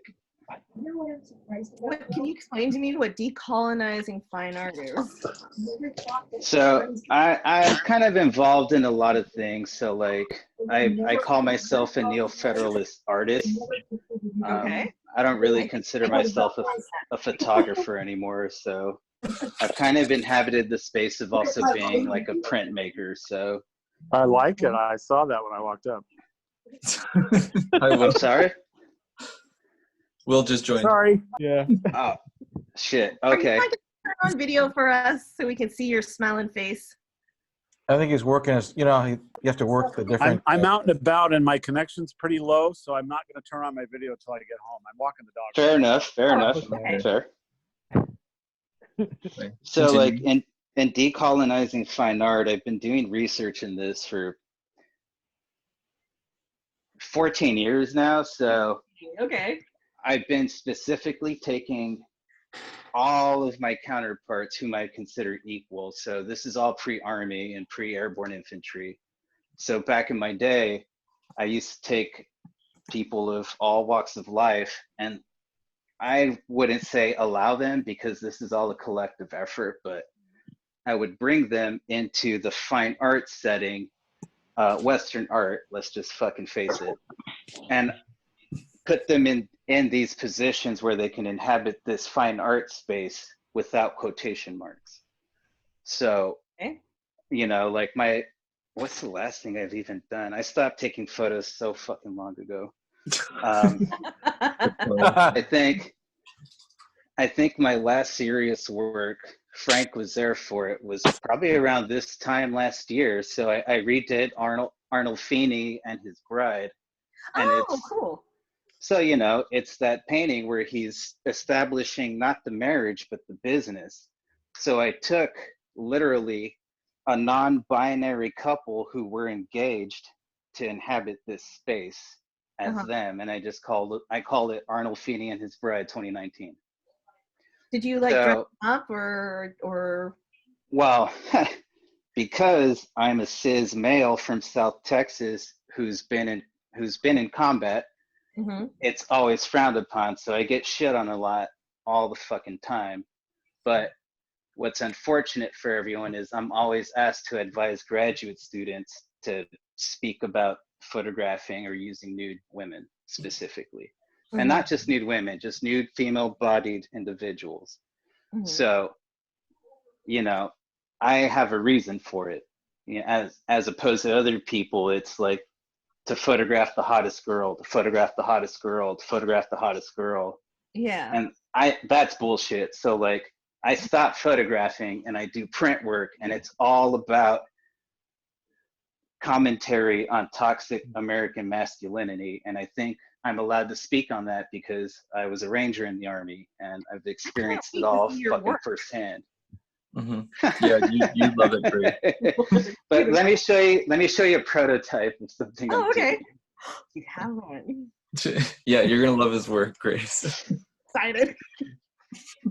You can share a screen too. I don't know if he's got it. Is it digital? Oh or no! So I've been taking ammo and I've been painting them hot pink, and I'm gonna put ego penetration on each one.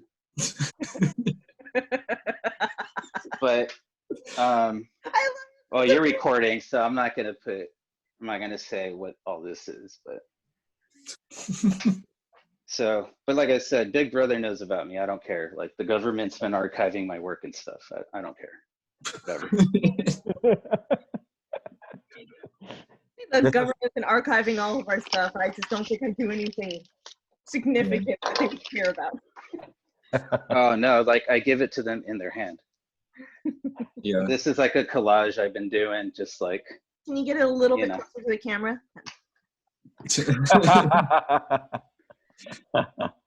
That's killer. That's pretty cool. Stuff like that. I made a Ouija board out of collage too. I had to do that for an assignment though, so. Not the Ouija board or collage part. Like I just did it for an assignment, I guess. But just dumb things, I guess. But like I said, I haven't taken a photo since like. Well, no, actually, I did that thing in December. So I got a model.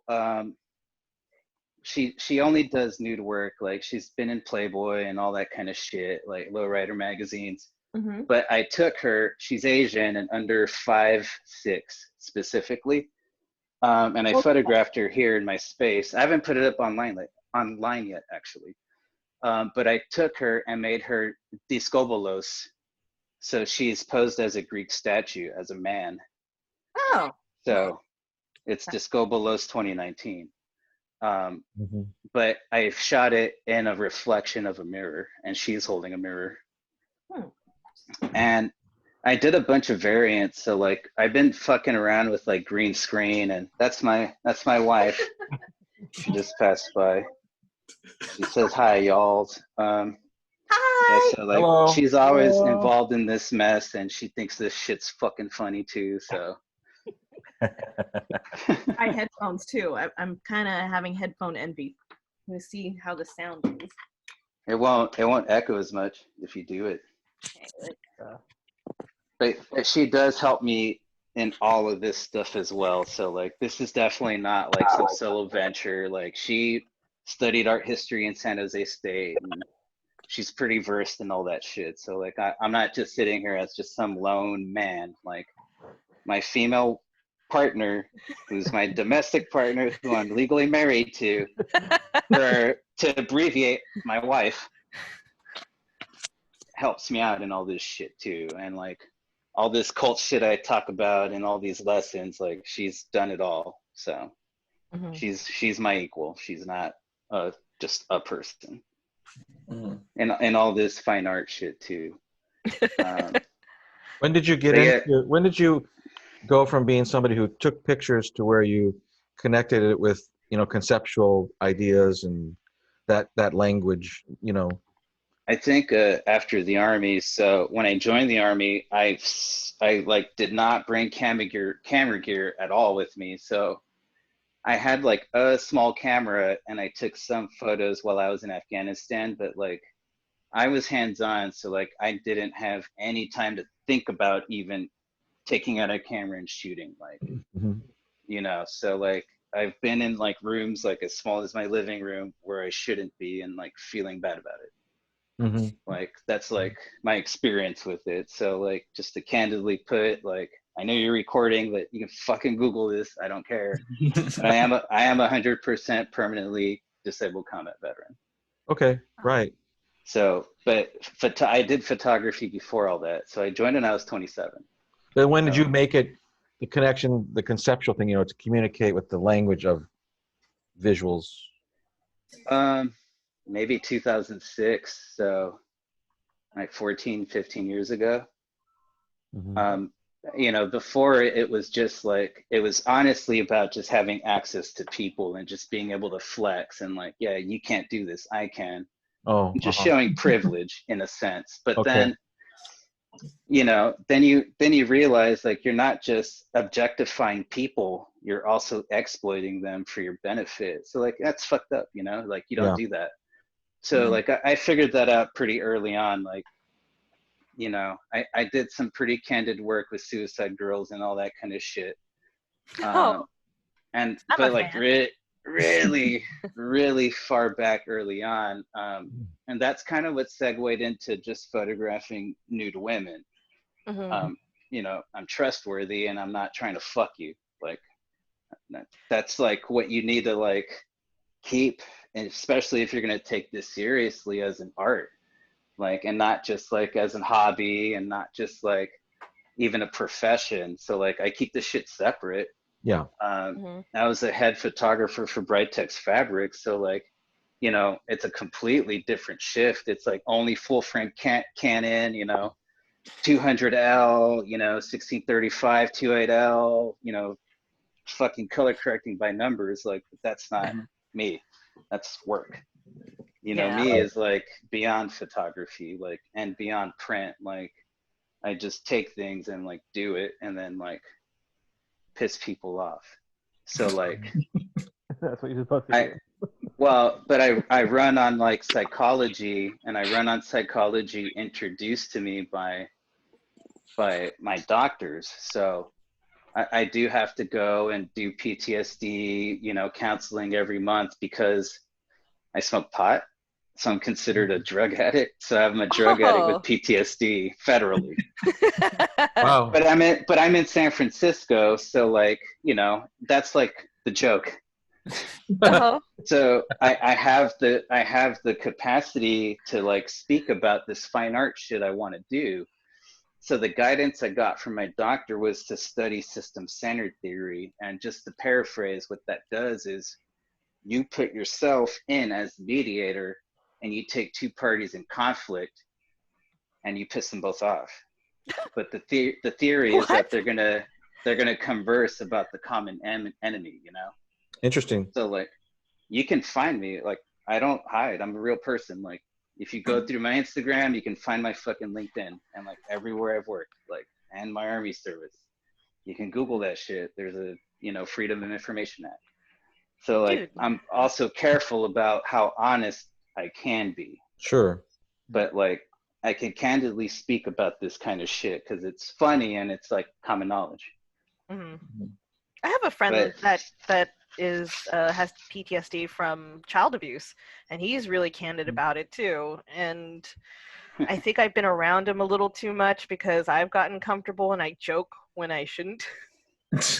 hey, you know, people cope with things different ways, and you can't deny people how they cope with their personal dilemmas, whether it be privileged or not. They're Mhm. personal. So like if you're invited to a space like that, like yeah, you maybe keep it to yourself. Mhm. You know what I mean? Right. That's just how I do it. But like you know, my PTSD is not even from combat, so that's like the funny part. Oh, okay. That's the funny part. So I'm. Do you all care if I fucking smoke? Like No, no, not you at know, all. I don't want to be disrespectful. You all No, seem more I think it's mature great. than me, so Smoking this just entire want. time. Well, I mean, you're smoking tobacco. Yeah. You know, So I don't like, know much about PTSD, but I was wondering if is it possible that that's something that the most of society is going to get after this experience? This. um, depends, man. So like, are you asking me on a level where it would be a handicap, or you're asking me on the level where it's like this social thing that people don't speak about? Because I have two different answers. I don't know that much about. I know it's a trauma that it's, and that I feel like a lot of people are traumatized. I don't know if it's a level that can be permanently damaging or altering, Well, but like, It depends on the person. well, it's not It'll be just like a that, but spectrum like, from this. Yeah. it's not just that. Like, there's a few things to keep in mind. So like, I have Asperger's, but I've never been diagnosed with it because it doesn't affect my day-to-day life. Mhm. Oh. So it's one of those things, like if it affects your day-to-day life, then it's PTSD. But excuse Okay. me, I have to burp. I'm sorry. All right. But it's one of those things that is something that creates not a condition and not necessarily habit, but a trigger. So like, I happen to be like a weirder person per se in terms of like combat. Like I'm not afraid to hurt a person. Like that's before the army. That Okay. comes with like just my culture, my upbringing, being from the border, you know. Mhm. My issue is being in spaces I shouldn't be and consciously knowing like, hey man, like if I were just a regular people, I would not be doing this shit. Like, so like, you know, then there's this boundary of like, it's a lawful order and you have to rationalize like, well, fuck, like I go to like prison and not regular prison, like a military prison where like, you know, rumors are of like shoot to kill and shit like that by prison guards. So like, you know, they do take that kind of shit seriously, man. Like I've seen people like refuse to jump out of a plane even, and like they fucking get charged because Mhm. you're disobeying a lawful order. So like Mm. it's one of those things where it just depends on who's in charge and how seriously they interpret these rules, because that's also the excuse in the military is it's open for interpretation. Right. So like, you know, when I harped on neo-federalism earlier, it is a construct that I am working on with two other people, but the idea is that these, you know, articles of confederation are looked at again with a contemporary lens where it includes us specifically in this room, you know, like Mhm. we're not all from a singular lineage, like Mhm. shit fucking changes, and you know, but at the end of it we're unhyphenated, we're all American. Mhm.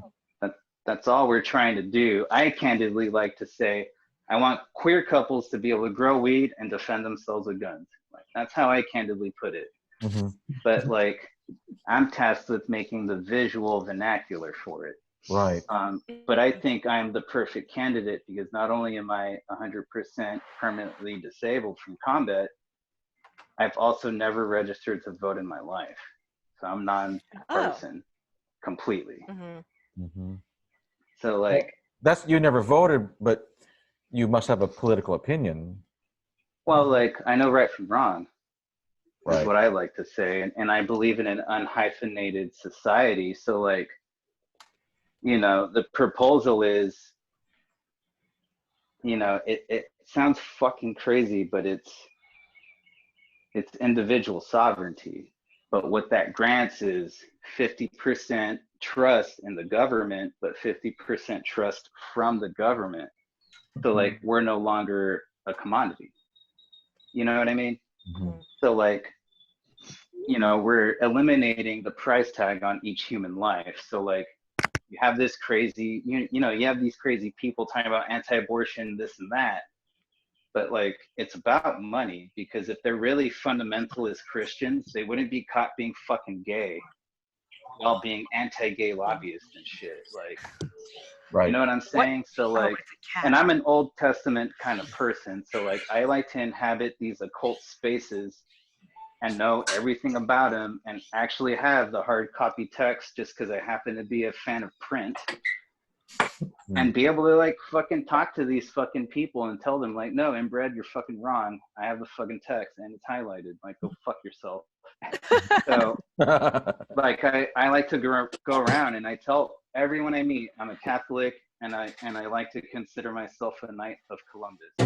So like I don't interact with those people because it's exclusively an Anglo-Saxon thing on a non-Christian binary level. So like a lot of my work's based around that kind of shit too, as far as like my print stuff.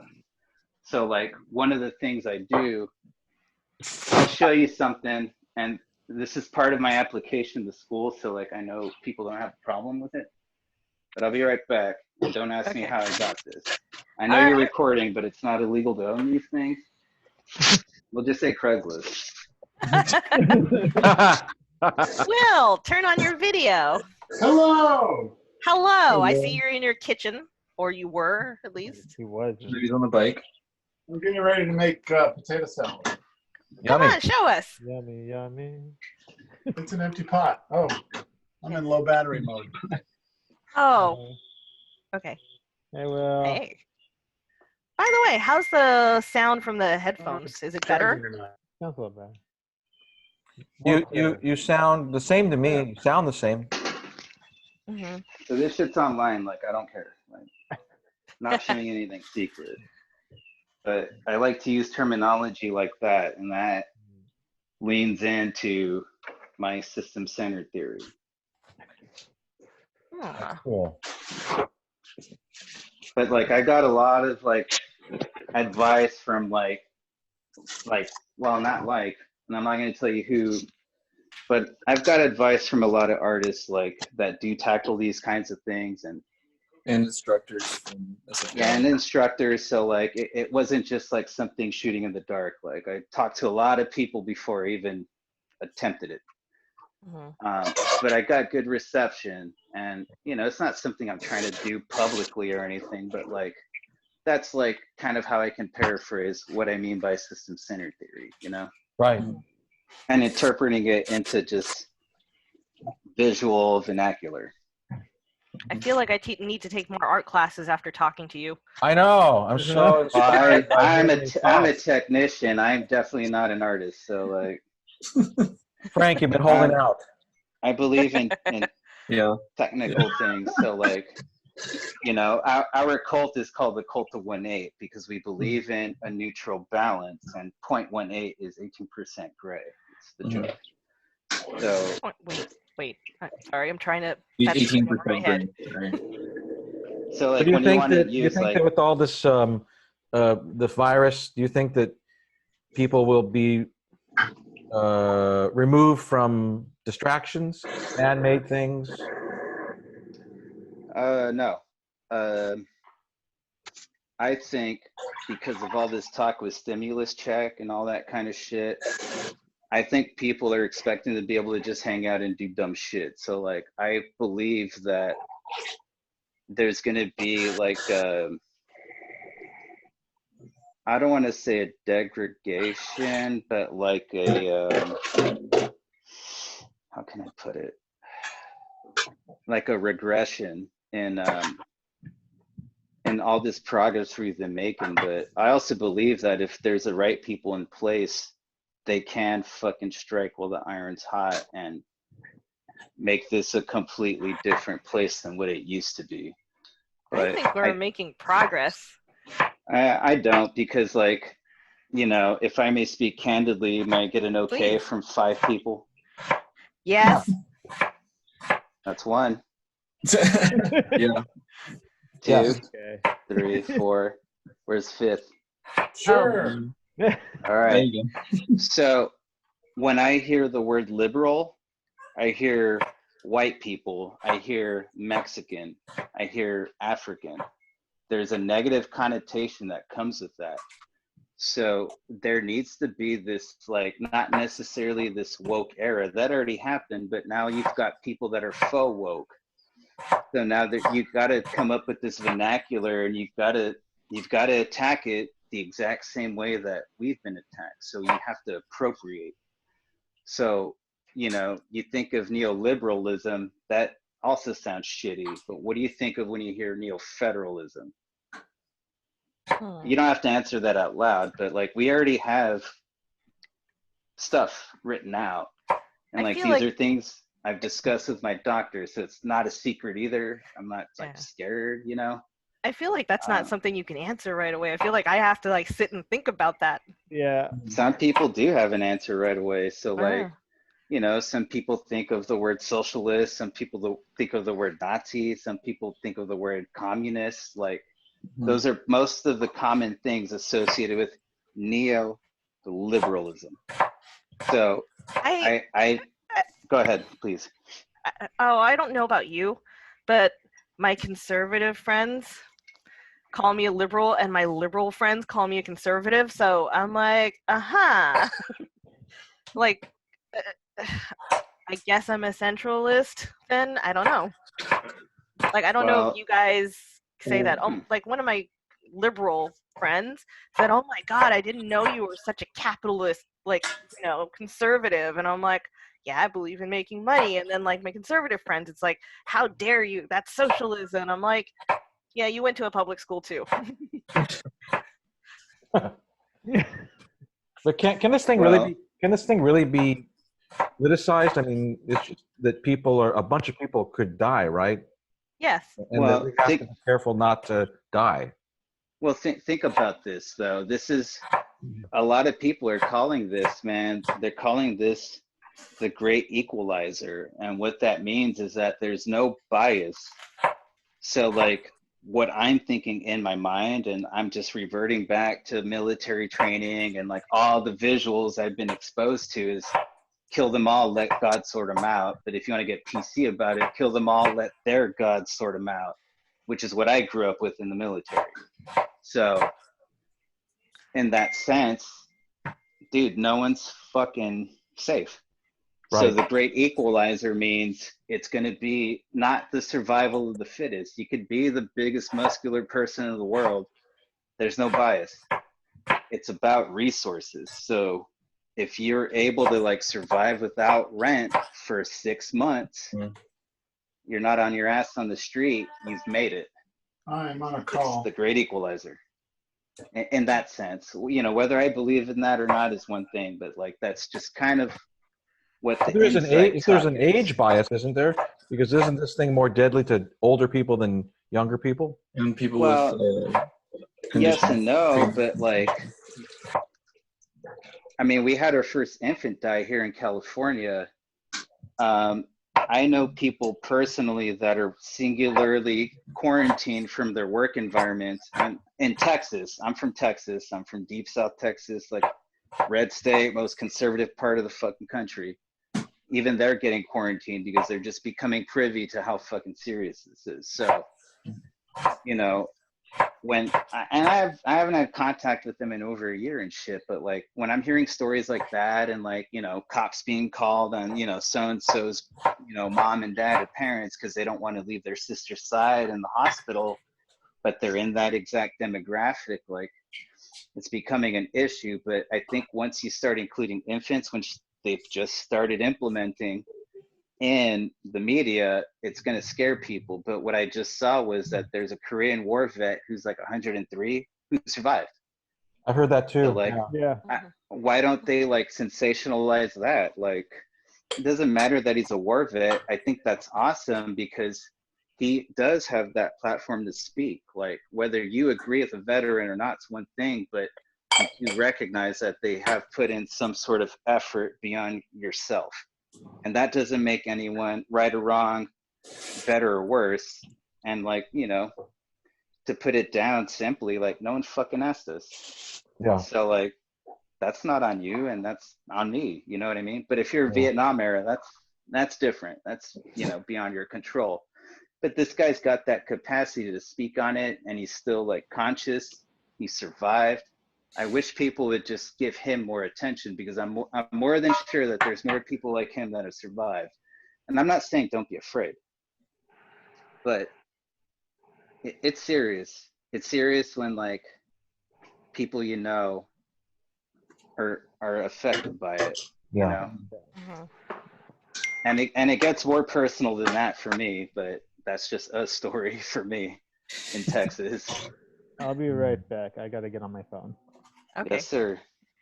And then, well, now that Will is here and he's making potatoes, let's hear. Yeah, his Will. stuff. What is that? A red potato or a russet?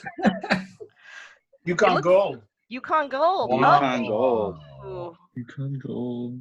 Why? What is it about Yukon Golds and their starch content that makes it perfect for your potato salad? Trisha Yearwood told me to use them. Oh. So, okay. Earlier we were talking about film. Yes. Are you pro or like, how do you feel about film? Who, me? Yeah. Film is fine.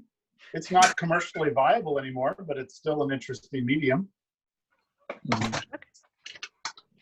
So, yeah, for me, I was saying that I won't touch digital. I mean, I won't really touch film anymore. I mean, I guess I just did today. I grabbed that. But I don't think I'll ever shoot film again. I like to shoot film, but I would never do it for a job. But And you why? use it in your art, right? Just in my art, yeah. Which is There's no budget for it in a job. How much more would it cost you to shoot on film versus shoot digitally? 500% more, probably. Oh, probably more than that. Yeah. Digital is relatively no cost to shoot once you have the camera. Film you'd have to buy film, you'd have to process the film, you'd have to scan the film.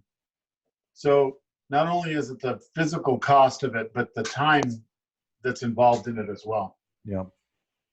But just for clarity here, I'm sorry, go ahead, Grace. Oh, I was just wondering, did you ever shoot film commercially at all, or did you go straight into digital? Who, me? Yeah. Oh, totally. I used to shoot everything 4x5. Oh, wow. I didn't know if you, because I remember you were at Art Center on that cusp where they're starting to really ramp up teaching about digital. So I didn't know. Yeah, but digital wasn't viable commercially until what, 2005, 2004? Yeah. When did 2002 maybe, right in the very edge? Mm-hmm. I don't remember. When the 1DS came out? I think I can find out from here because of where I stopped shooting film. All dated by year. That's awesome. I think the 1DS came out in 2002, 2003, something like that, and that would be about the time that it became commercially viable to start shooting digital. Full frame. But even then, I mean, I didn't buy a 1DS until 2004 maybe, and there was still about a year of crossover. Mm-hmm. So I would say that by 2006, I was probably fully digital. Yeah. So can you explain the process of shooting commercially with film, like what you would have to do? Like, because I know you would probably have to like get a brick of film and make sure and go get it processed and like file the same batch. It was 4x5, so it was cases of film. Okay, cases of film, and then like I'm guessing Polaroids. I'm guessing cases of Polaroid. Yeah, everything was in cases. Well, I mean, yeah. I would probably, in the heyday of it, I was probably spending $400 a week on Polaroid.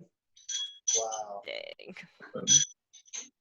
Did you ever have to like get your film tested? Like, oh, you got a new batch of film. Oh yeah. So I would go buy a box of film, and they would hold the rest of the case for me at the photo store. And then I would shoot with it. And when I got close to the end of it, they would tell me what the emulsion number was for the next batch of film. And if it was the same emulsion number, then I would just continue on, and they would hold me another case. And if it had changed, then they would give me a box, and I would shoot some alongside the current emulsion number, and then I would make adjustments from there. Yeah, this guy knows what's up. Hell yeah. So it was constant testing, basically. Mm-hmm. And I basically kept a 5 magenta and an 81 filter on everything that I shot, because I liked the little saturation of color that the magenta gave me, and I liked the warmth from the 81. So what was your film of choice back then? It was Kodak. It was Ektachrome, and then I was the Ektachrome 100 SW was the one that I liked because it was saturated and warm, and then I could stop using my magenta and 81 filter. Mm-hmm. So, like for me, I was a Fuji girl. I love Fuji, and it was just seemed poppier. Like it seemed like what you said. Everything just seemed more saturated. But Fuji was too saturated and not realistic. Okay, for what you were doing, I think for me, I was like, I love color. Yeah. So for me, I was trying to make it more realistic because I was shooting architecture, and so it was a representation of what the client had created, not a poppy, look at how cool my photos can be kind of thing. So back So to who is that, your lab? back to that, like commercial versus art. And it's, you know, with a commercial application, it's more about what the client wants to have than it is about what you want to create. Yeah. Okay. Yeah. So who is your lab?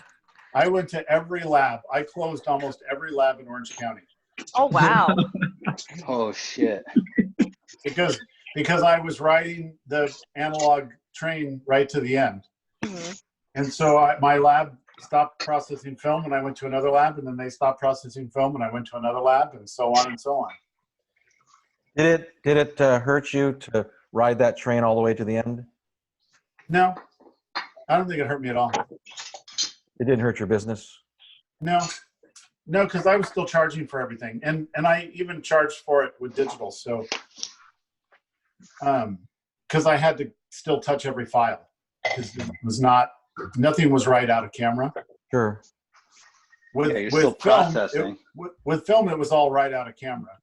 With digital, it wasn't. Right. This was mostly for real estate, right? What's that? This was mostly for like real estate, right? Architecture. Architecture. Yeah, not really real estate. Real estate has no budget. Right. When I What's the say budget has for no the budget, plug-in? I mean literally, real estate has no budget. Well, They want 50 photos for $100. Yeah, I saw those ads. Not my game. Only I could shoot on my iPhone. You know, sometimes I've done this before. Like I bring in a DSLR and I end up shooting on my iPhone. I'm like, dang it, it's so much better on my iPhone. And it's good enough. They can't tell the difference, you know? It's like, it's what they want. Well, then that's the wrong client. Agreed. I heard that a lot of art directors are shooting a lot of stuff themselves on their iPhones. Yeah, I just recently started looking at that, is it called Matterport? Yeah, I want one. I want one so bad. 3D scanning camera. Yeah, except they like to shoot a 2,000 square foot house with it, people are getting like $200. Oh. Which is How much is the camera? 3,000, 3,500. Okay. Took you a long And you time have to to go have a whole. subscription to their software because it's totally proprietary. wow. Well, if you get enough clients, I guess you'll make it up. Take a while. And you'll work your ass off. Yeah. Yeah. You know, you need to already be rich. Yes, exactly. But that's real estate photography, right? Yes. Oh yeah. So If I'm losing $1 a shoot and I shoot in great volume, then I'll only lose $100.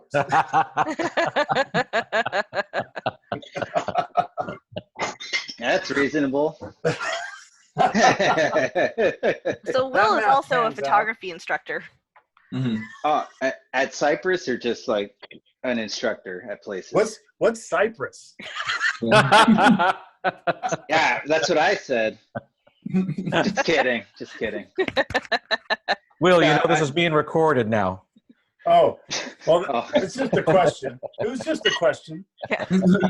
Should I go to Cypress College? Is that what you're saying, Will? If you want my honest opinion, Orange Coast College is a better college. Yeah. If you want my honest opinion, Orange Coast College is the better college. Well, if you want my honest opinion, Orange College is a better college. And full transparency, I teach at Orange Coast. Orange Coast College. Okay. Yes. Full transparency, I do not. Full transparency, I just heard about it. Yeah. I am. I was a student at Orange Coast, though. I almost went into the program too.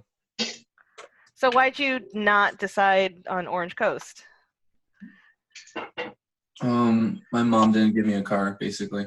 I live like right next to Cypress College. But then you got to meet all of us. Yeah, exactly. And then I went to Orange Coast anyway for a couple classes just to visit Will. Good reason. Hey, Joey, what are you making? I'm cleaning dishes. Oh. Oh, So he can cook something in the future. I can't cook. I don't know what we're gonna make tonight, though. what are you making for dinner, Grace? I don't know, but like Sal just came in. He's like, "Can you cook soon?" Because he wants pat mama, which is like a instant noodle stir fry. So I guess that's what we're having for lunch. Dinner, I don't know yet. Cool. Lunch. 3:40. Yeah. So It's I don't closer know. to dinner than lunch, isn't it? No. I don't even know what 3:30. time it is. It's 3:30. Oh, it It's is. time. Yeah. Oh, I guess it is going to be dinner. I haven't etten yet. The You only haven't? thing I've eaten all day is like Ruffles Chips. and a Ruffles, Coke. how lucky. How lucky are you? Yeah. That was lunch, I guess. Wow, that's awesome. I made soup today in my Instapot. It's Oh, I made roasted chicken soup. delicious. Roasted. Wait, what are you doing with the cauliflower, Will? It's going in my potato salad. Oh. We get to find out his recipe today. Hey. Good thing you're recording. Yes.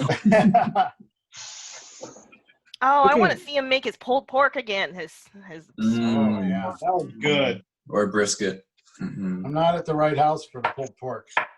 Oh, excuse me. Are you guys still doing Avocadoville? Not now. Well, not Social now, distance but Avocadoville. We haven't done one in a while, Uh-huh. but yeah, we are still doing it.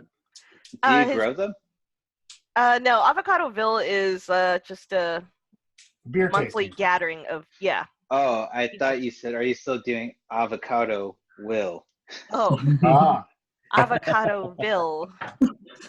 I think that's the theme for the next party is Avocado Will. All right, so us novices, Avocadoberg. avocado burg. Presented by Will. Presented by Monsanto. So, okay, Will, come on. Show me what else is going in your potato salad. I like to cook, so I'm curious about this. Yeah, it's Red important. peppers, Brussels sprouts,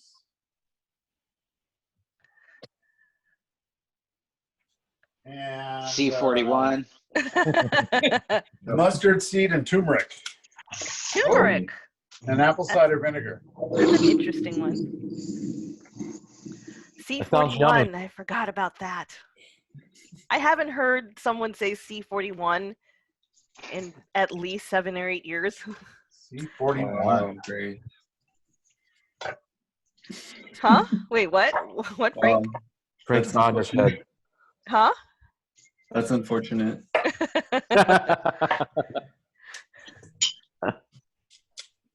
I remember cross-processing too.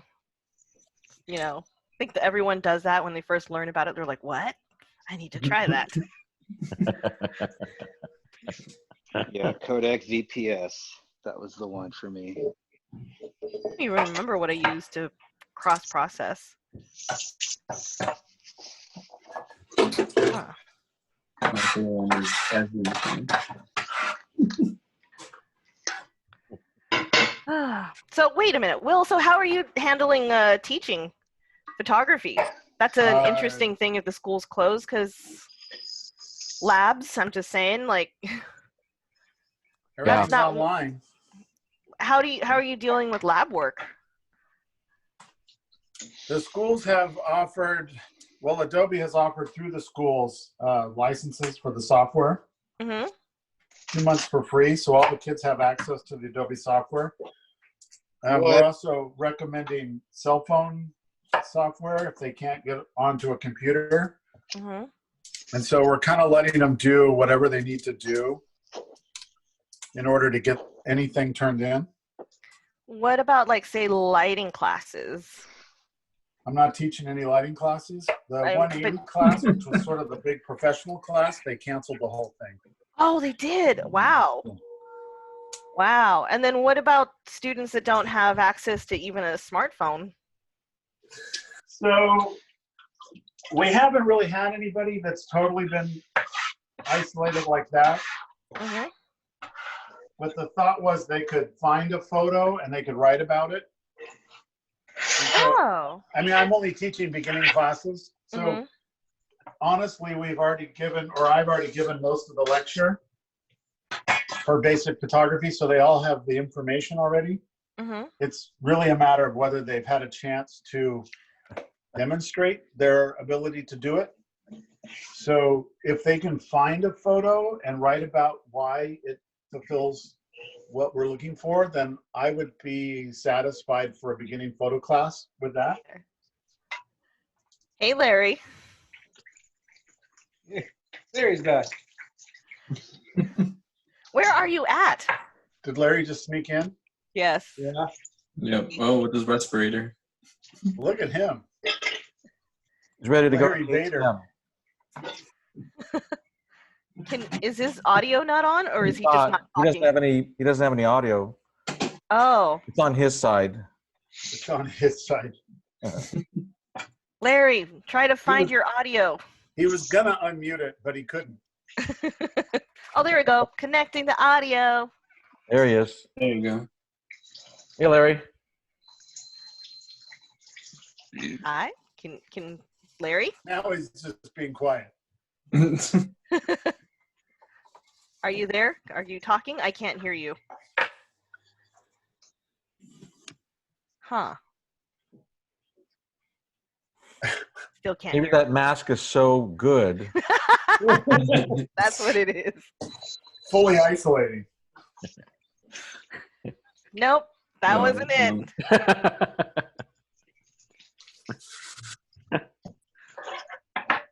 Huh. See if you can figure it out, Larry. You can do it, Larry. We Awesome. believe in you. Just a matter of time before somebody broke out the mask.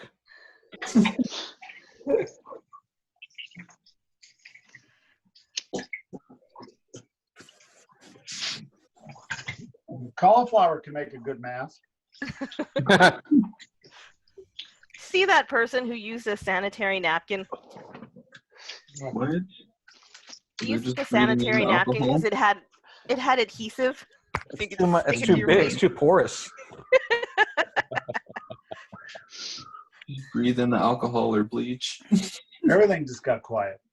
Yeah, you know, well, at the hospital, I was told that if I had a beard wearing a mask, it was useless. Yeah. It goes around the right. It goes around Yeah. Through the beard. The nurse kept asking, "Are you sure you don't want to shave your beard?" I said, "No, I'm not afraid of getting sick. I just want to be fixed." So, Larry, can you still no? No. You know what? There's a chat. Where is the chat? Yeah, you can chat with him. Is he on, are you on your phone? It's on his phone. Yeah. Yeah. All right. Bluetooth keyboard. I don't know if it's on yours or not, but I had to slide mine. Click on that. Slide it all the way Yeah. to one side. Or to the left side, I would say.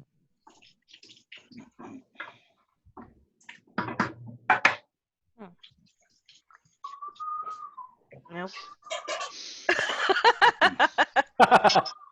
If only we knew sign language. Larry language. Larry language.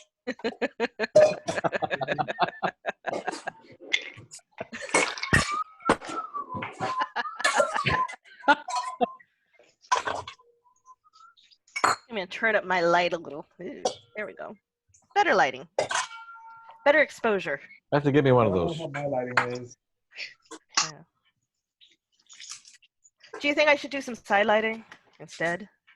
Do a little Side lighting's more. always I like side lighting for myself.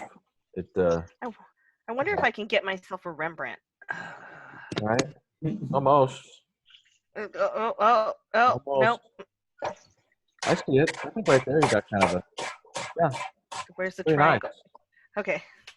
Yeah. Or where? Butterfly? Hang on. See? Butterfly lighting? Yeah, a little more forward. Yeah, right about there. There we go. There, yeah. This is not flattering. Maybe, well, you need a fill card. There we go. Just don't think about it. What, Joey? Just don't think about it. Pool lighting? Hang on, let me try that. Yeah. Yeah. Yeah. That's Intense. I'd say 1-to-1, but there's a window on that side. It's great when you see photographers use this Zoom or any kind of teleconferencing. The first thing they do is begin to compose a shot. I mean, most. Yes. Slam between two windows. Right now, I'm doing, what's it called? Rule of thirds. Yes, rule of thirds. Mm-hmm. Wait. There we go. Utilizing space. Negative space. Yeah, negative space. There we go. Some leading lines right here. Leaving a little space at the top of my head. Uh-huh. It was funny talking to people about like, yeah, I'm starting to stream on Twitch and stuff. Like, well, what setup do you have? What lights do you have? Do you have the ring lit light? Do you have the, all these like, no, I just shoot. I just do it on my laptop or something else. Really? You don't have a setup? I'm waiting to get the best setup. I'm like, no, you don't need to get the best setup. Just get 2 lights and you're good. Right. So, Will, did you compose the shot when you set the camera down? No, it's actually on a plug charger that I have. Okay, so this angle is not deliberate. It's by necessity. Okay. Fine. Well, it's accidentally pretty good. It's accidental, yes. Oh yeah. It just comes naturally. Happy. Of course it does. Oh, there we go. That's what I should do. I should set my. I'll be right back. Hang on.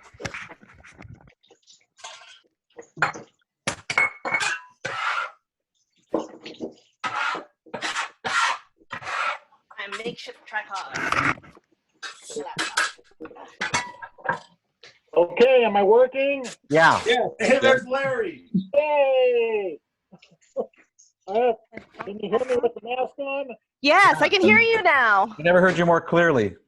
I had to skip it up. I had to change the private. Where are you at? I'm in my underground bunker. That's awesome. You have toilet paper. I've got toilet paper. I've got paper towels. Oh my god. Is it all vintage? Show us the labels. Oh my gosh. Probably somebody's going to break into everything. Hi, Will. Hey, Larry. What's for dinner? Potato salad and chicken soup. Oh. You lost me on the soup. Is that entree and side, or is there another entree? Oh, I don't know. I just made soup and now I'm just making potato salad. What pandemic crave? So how many of you are actually much better cooks now? Should I go put on my chef's outfit? I didn't quite hear what you said. You broke up. Oh, I was just wondering if you guys have gotten to be better cooks in this past month or Since I've been married, I've been a better cook. Oh yeah, that's right. You're married. I keep forgetting that you guys got married already. I'm not going to put on the whole thing, but I can. Oh, look at that. Have one? Of course, Will has one. I'm in a culinary class. Yeah. By the way, Will, I have some confetti for you. Some confetti. Yes, I don't know what I'm going to do with it, but I know you have a gun. Here you go, Grace. Nice. Oh, look, that's so. Wait, Pull it back just a little, because it's still focusing. It's back focusing. Breathe, Larry. Fresh air. Come on, step up. There we go. Close enough. Okay. Is Will really in a culinary class? I don't think so. I don't know. Yeah, you will. They say everything's canceled. Yeah. Oh yeah, that would be another hard one to do during. Yeah. I It was looks wondering. great. It tastes great. I was wondering how Cypress was going to do ceramics. Oh yeah. Yeah. Oh yeah. See? Wow. Actually That's have like- one. That's like a big deal at SFAI right now. Yeah. Orange Nice. Coast College. Buy that in the bookstore? No, I had to order it. Oh, Oh, is that In a my chef? culinary class. you really were in a culinary class? Yeah, it got canceled. Oh. You have to take a food safety course first, or can you just go Oh, I right in? did that last semester. Okay. I took safety and sanitation last semester, and this semester was culinary 1. Ah. Soups and sauces. Step 1, don't chop off your finger. I did that. Fing- 2 days Fingers ago. are not good at it. I was not using proper knife techniques. Get ya. When I did a stills for the Food Network during one of their shows, the best show I really enjoyed was the knife safety class. The cook was or the chef was showing off all of the knives and how not to chop off your fingers. Nice. What? I'm going to check out Bill's knife skill. I'm watching you, Will. You know, you really do have to learn how to, I've cooked all my life, but with this isolation, it really helps to take on a few new recipes. Yeah, I made Get sick of pizza your from old scratch the other night. Mhm. Was that new for you? It was our last lab before class got canceled. It was pizza lab. Oh wow. So I made sauce and crust from scratch. Wow, that's killer. That's nice. Hell yeah. I was on keto for a while and craving sandwiches. And so I was like, you know what? I'm just going to make a casserole sandwich. Will, may I ask you a question? They're Oh. pretty good. Oh. Homemade? Yeah. What was that? My Oh, COVID-19 I wanted to sourdough. ask. That was your So dough what- start? Sourdough I starter. wanted to ask. Yeah. Yeah, nice. Is it like a pet now? Oh, there we go.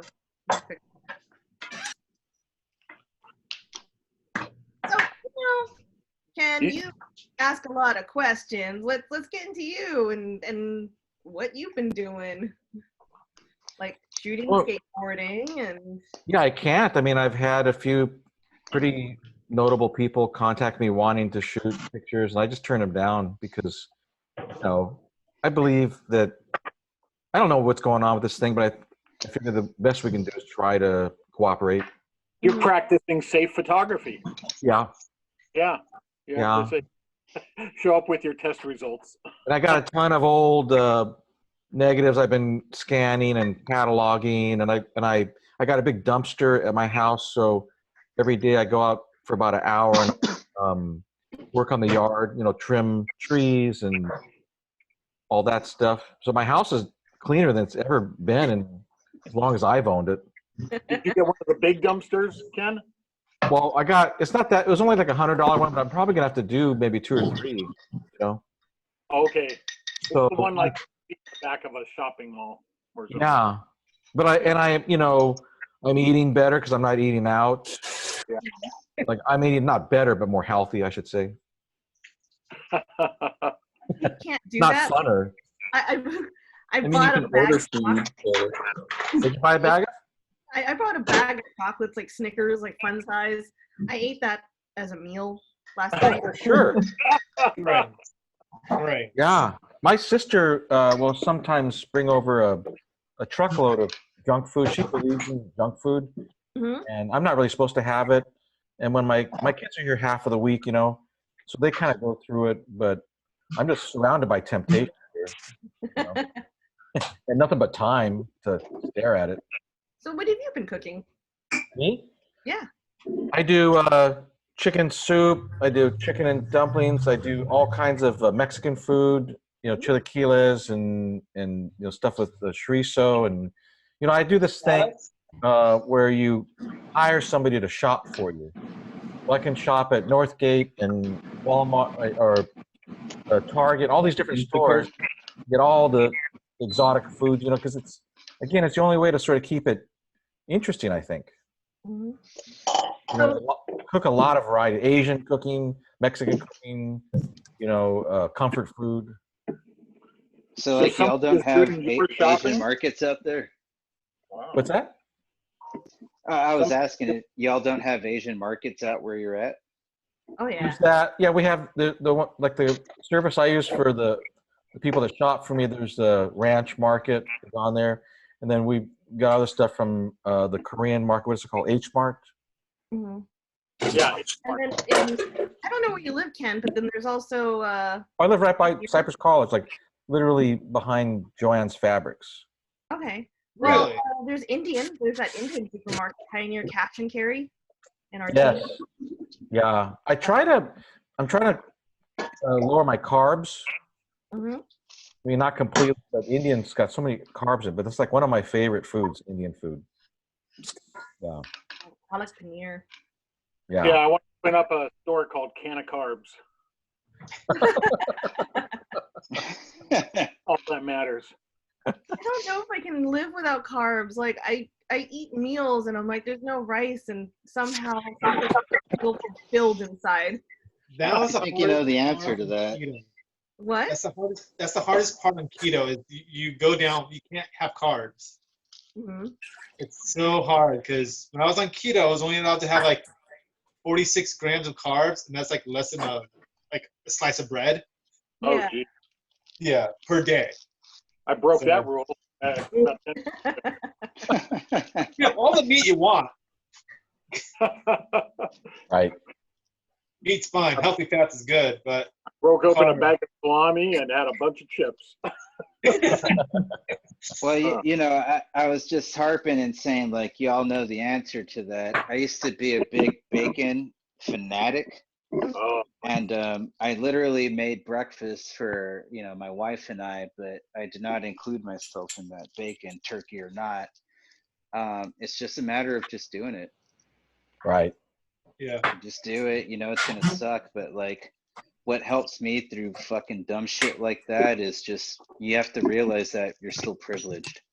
And as real as that sounds and as not ignorant, but arrogant as that sounds, like that's your personal venture. So like you're the one judging yourself. And like I know sometimes I sound arrogant, but like yeah, dude, like the answer, you just do it. Yeah. Right. Well, the answer, I just don't listen to myself. I'm sorry? I said I know the answer, I just don't listen to myself. Yeah. And I just go, would I rather be fat or have that bowl of rice? And I almost inevitably go rice. It's a tough call these days because my doctor said I'll live longer if I eat better. But then I ask, well, how long? Like a month? A year? But you'll have some fun. I'd rather have Say the 2 months. if it's just a short time. Yeah. I don't know. I mean, like you look at Asians, and their diet is predominantly starch and rice, and there's a lot of really old Asians. So, That's true. Yeah. Yeah, but think about how active they are. Like, living in San Francisco, I see, everyone's fucking mom and grandmother and shit walking around in the park and doing Tai Chi, and not just Tai Chi, but like maybe even mobile aerobics. So like, they're not just eating that shit, they're also fucking going out every night. And if you want to get, to enjoy it, as long as you just exercise. Yeah, absolutely. So like, that's another answer everyone knows is you can eat whatever the fuck you want. You just got to exercise and work it off. In moderation. I don't believe in moderation. I believe in just doing whatever you want, but like you have to pay the price and you have to be ready to pay that price. If you're not ready to do it, then you know the answer. You got to take care of yourself. Yeah. As my doctor just said, eat less, Larry. Eat less. Okay. That's good. All right. Hey, and that's fair. That's very fair. It's not the world's worst. Yeah, absolutely. Like it could definitely be worse. No chocolate or no flaming hot Cheetos or whatever, you know. Oh, no Oh, gross. So, Will, how's the potato salad coming along? Good. I'm boiling the vinegar and putting in the veggies. Ah. Secret right there. Hey, y'all, I don't mean to cut this short, but I'm gonna head out and like hang out with my wife and stuff like that. Nice to meet you, Michael. Hey, nice to meet you all. Like, please invite me for some more photo talk. Ken, I do have a solution for you as far as how you shoot fisheye with the filter. Cool. Well, we're gonna go ahead. Yeah, I was gonna say it does take work, but I can show you a diagram and a photo. Are you putting the filter on the back of the lens? Yeah. Oh no, we're doing crazier shit than that. Oh, okay. I can't wait to hear that. We're using two lenses. You can put rings on, extension rings. Oh yeah, but no, we're talking about like bending light and stuff and actually getting a full frame fisheye along with filters. Oh, that'd be cool. I'd like to check that out. Yeah, man. Let's do it. Okay. Yeah, I got tons of photos to show you if you really want to do it. But I do. Ends up being we'll have like a chat. 2 foot. Yeah. For sure. I was looking at a fisheye the other day. I thought, oh, that would be fun to have. Do I have your contact info, Michael? Oh, you're more than welcome to grab it for Frank. Frank definitely knows how to get a hold of me, like. All right, cool. By touch, so. Right on. We'll do a little conference. We can share desktops. I could check out what you're talking about. That'd be great.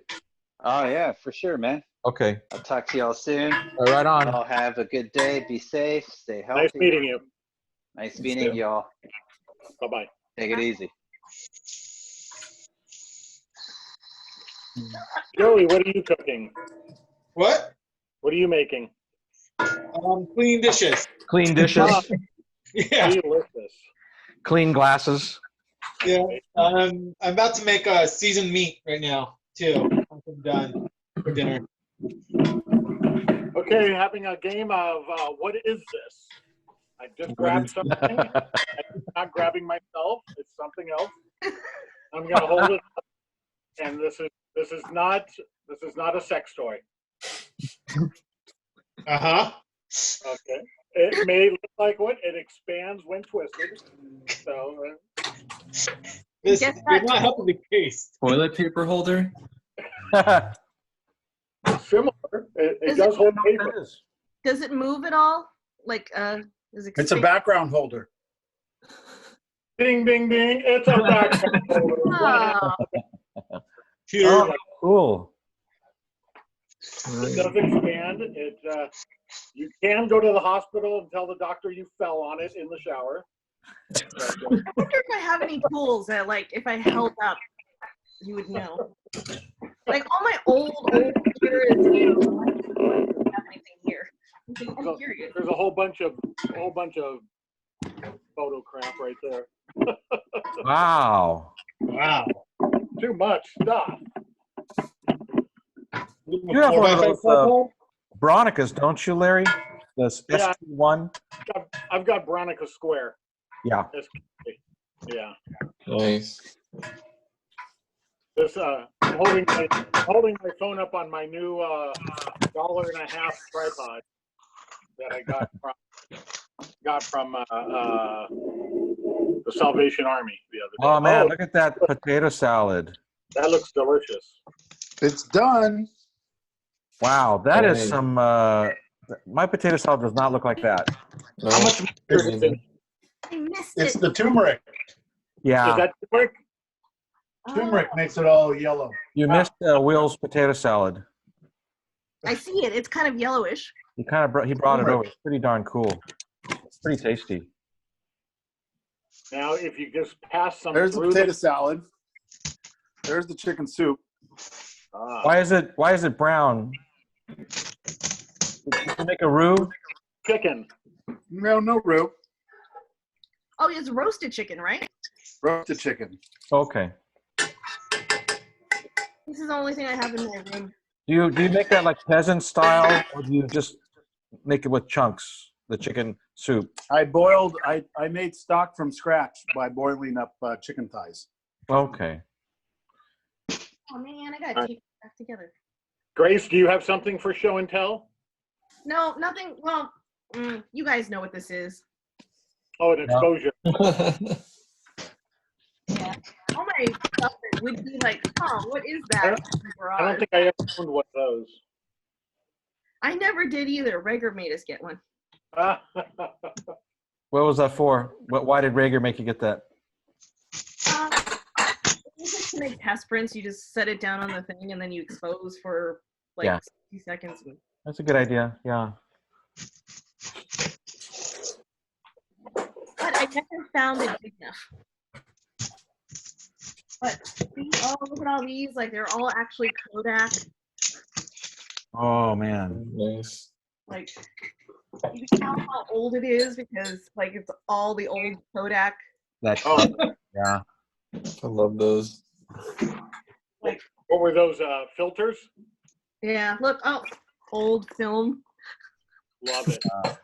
I'll take it. That's foggy. Yeah. I'll still take it.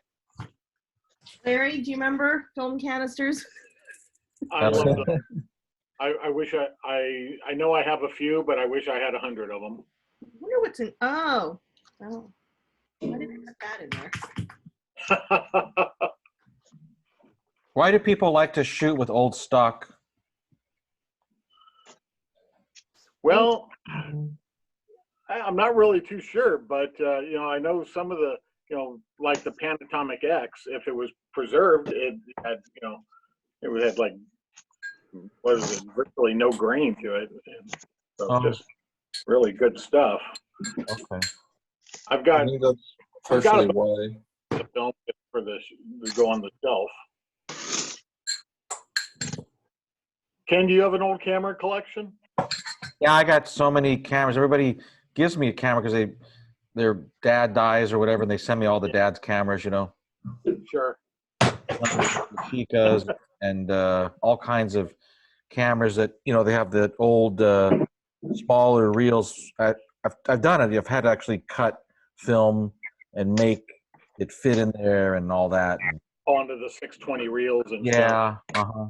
There are some people make adapters using 3D printers now that you can stick adapters to those things. That's cool. Yeah. But lately I've just been shooting a lot of on my F100. Oh yeah, the one you had over at the Habit. Yeah. Something that you might not have seen in a while. Nice little film camera. Yeah. What do you got there, Grace? Do you not recognize them? Oh, black and white filters. The viewers, I would say. Are those the check things you put over your eyes to see if what's going to look good in black and white? Yep. Yeah. That's cool. I like the silver one. Cool. That's the one that I would want. Yeah.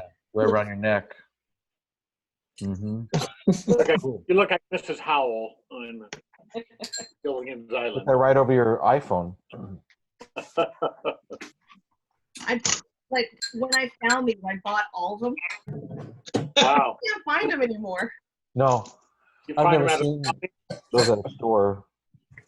Would you offer me for $5? Hell no. What? $5. Nope. 10. They go for way more. And these are in pretty darn good condition. Where'd you get them, Grace? Some camera show thingy, when they sell used stuff, and someone had it, and I was like, I'm buying all of them. Nice. That's very cool. I wish they would still make them. Like, I think they still do, but they don't have the metal ring anymore. Well, cinematographers use similar. Yeah, I was gonna say it looks like one of those. Yeah, that's pretty cool. Cool. I'm gonna have to go, you guys. How you doing, Frank? Good seeing you. Yeah. I see you, Frank. Guys. We'll talk to you guys soon. I think I'm gonna have one last cigarette, and then I'm gonna go and. Hey, Frank, send me your buddy's contact info. Yeah, definitely. Cool. Stay healthy, Frank. You too. Ciao. Stay safe. So Let's call this meeting after Grace's cigarette. okay. What else? What little gem can we get in the length of a cigarette? Yeah. So Verizon, I signed off earlier when I was on the hotspot because Verizon said I had 10% data left. Yeah. Hotspot. Well, 20 minutes later, I was in the kitchen and the phone just beeped and says you have 0. And Oh no. so it throttled me down to 600 Yeah. on hotspot, 600 kph. Mm-hmm. Yep. And so it's like, well, shit, that's never happened. Yeah, And we Ver- use our data a lot more these days. Yeah, and Verizon just gave us. I got a note the other day that said Verizon was giving us another 15 gigs per month. So 15. So I burned up 30 or 35 gigs of hotspot data this month. Yep. So I may have to get actual internet for a short period of time. Yeah, it's sort of, if you're really socially distancing, it's one of the only ways to socialize. Well, yeah, and if I want to watch anything, and I want to watch it on my phone, I tried using my Apple TV and just setting it up. It worked one day, and then the next day it wouldn't work anymore. I think it needs Wi-Fi data. Oh, Even though it says it doesn't, it's spinning its gears. right. Oh, I didn't notice, but your beard is a lot longer, Larry. Yeah, it looks great. my mom hates it now. She says I just look way old. I said it's gonna keep going until the end of the virus, Mom. I think you look cool. The longer your hair and your beard gets, it makes me feel like your photographer is getting more eccentric and better. I'm more photographer and less pervert. Yeah. If I was at a party, I'd want to hang out with a guy like you because you look like Dipper, more eccentric. Thank you, Ken. Uh, Oh, that's too funny. what else? I don't know. But Like, Will was just showing us a little stretching action there. Oh, the calf. He's getting Yeah. down on the calf. I don't think I've ever been in Will's house. I've actually been at Will's neighbor's house more than Will's actual house. This isn't my house. Oh, you're not Get at at Will's garage. where you No, at? we moved around the corner because we're doing construction. Oh. What are you constructing? Someone helped us move all our stuff in, and I have no idea where most of it is. So I'm looking for the almond flour, but I can't find it. Will, what are you constructing on? We're doing, we did termite, we're doing roof, we're doing sewer line, we're doing plaster work, we're doing refinishing the floors, we're re-pouring the driveway, Okay. rewiring the house for electrical. How much of your house can you actually update? Because you live in a historical house, right? We can update everything, we just have to keep it historical. On the So outside. I can't change the siding or the windows or anything like that, Oh, okay. which I don't want to do anyway. Yeah. But we're pouring a whole new driveway. We're tearing up the whole driveway. Well, Will, is this the time when you're gonna do the solar panels like you looked into last year? Yeah, the Tesla solar panels are $72,000. That's a lot. So we're not doing that. Yeah. How about how about regular solar max? Not at this point, but we're not doing the roof on the garage. So when we do the garage roof, we might do solar then. That's when you and I had that conversation. You were talking Yeah. about the garage. Yeah. Okay.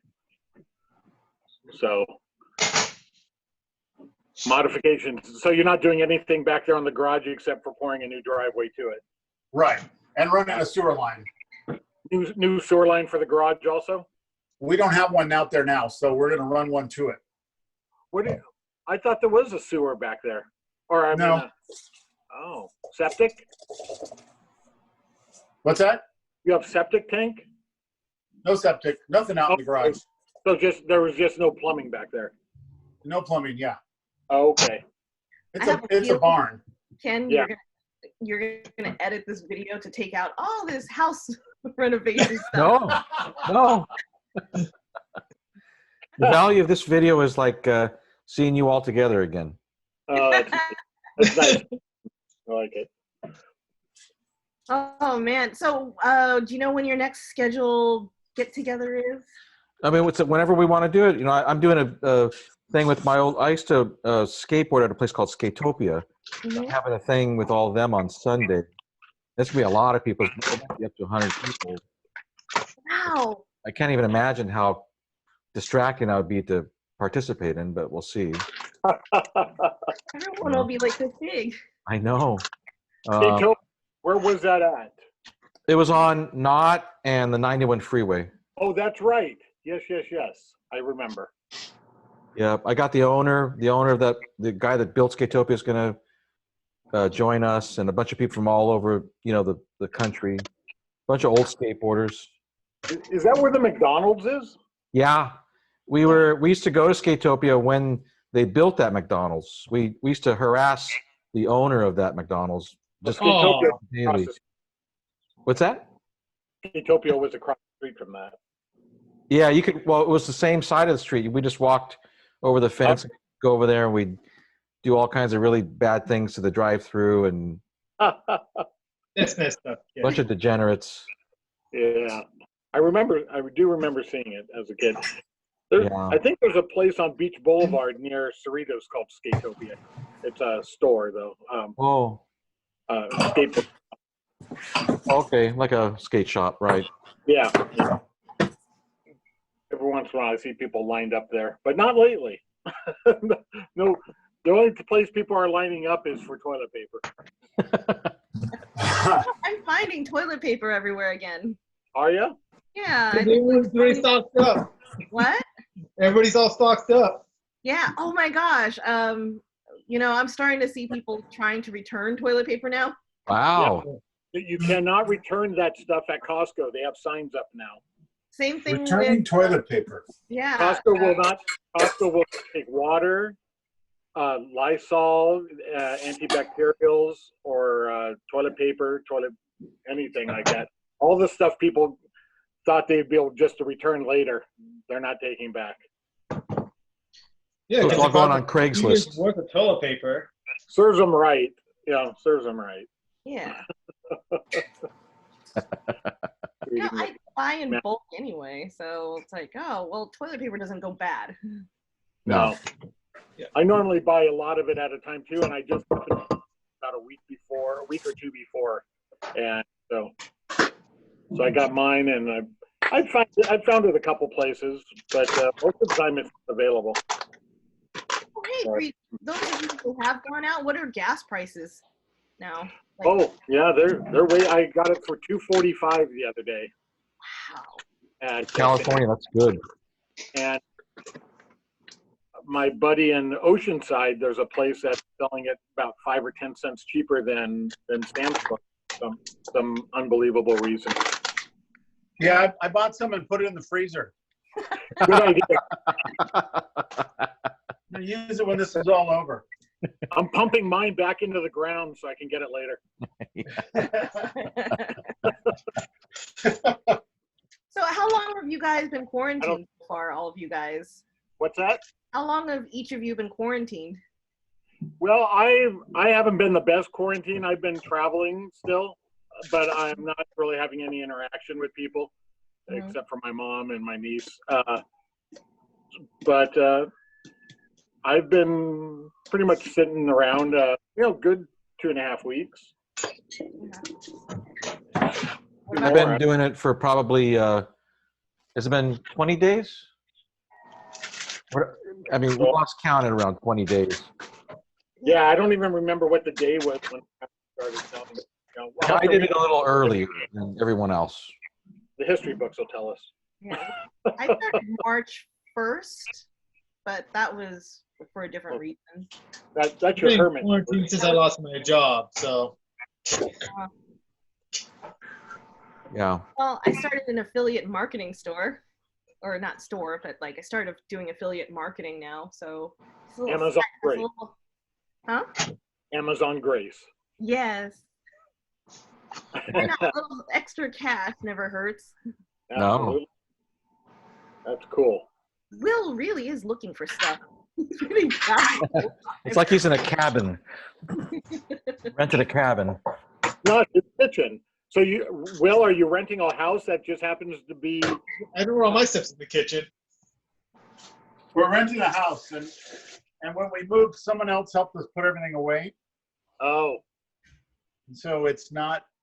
I haven't sorted it all out yet. How long are you out of your house for? Probably for another month and a half. Oh, okay. Oh.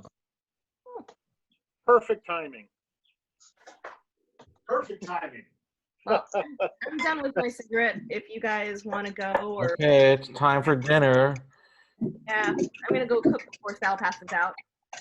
All right, everybody. And, maybe next week we'll get together. Oh, All right, good. oh wait, can we do this later? I'm sure Alicia would want to be a part of this, but Yeah. she works until 5. She's Okay. she's working from home. Let's do it at 7. You know, if you message me, I can program it into the Zoom, and it'll. If you want to do like a 7 o'clock thing or whatever, just let me know the date, like time, program it. Dinner time for a lot of people? I don't know. What time? Is that dinner time for a lot of people? What? 7? 7 o'clock? No, that's fine with me. I'm sure my wife will be here. We'll be home. Okay. You could eat while you Zoom. Yeah. Or cook, yeah. Yeah. She can finally meet all of you guys. I eat at 4 I hours. met your wife. She's awesome. When we have our business, when we have our own horses, we'll get you to go. Wait, I'm sorry, what was that? We have our own horses. We'll take you horseback riding. Sweet, I still want to go do archery with you. Yeah. When the park opens, we'll go archery. I'll attach a GoPro. To the arrow. I took archery at Cypress College. They used to be able to shoot arrows at cars. right across from the UMass parking lot. Wow. Oh, killed another student. Sorry. All right, well, see you guys later. See you Take guys. care. Again, See ya. bye-bye. I don't know how to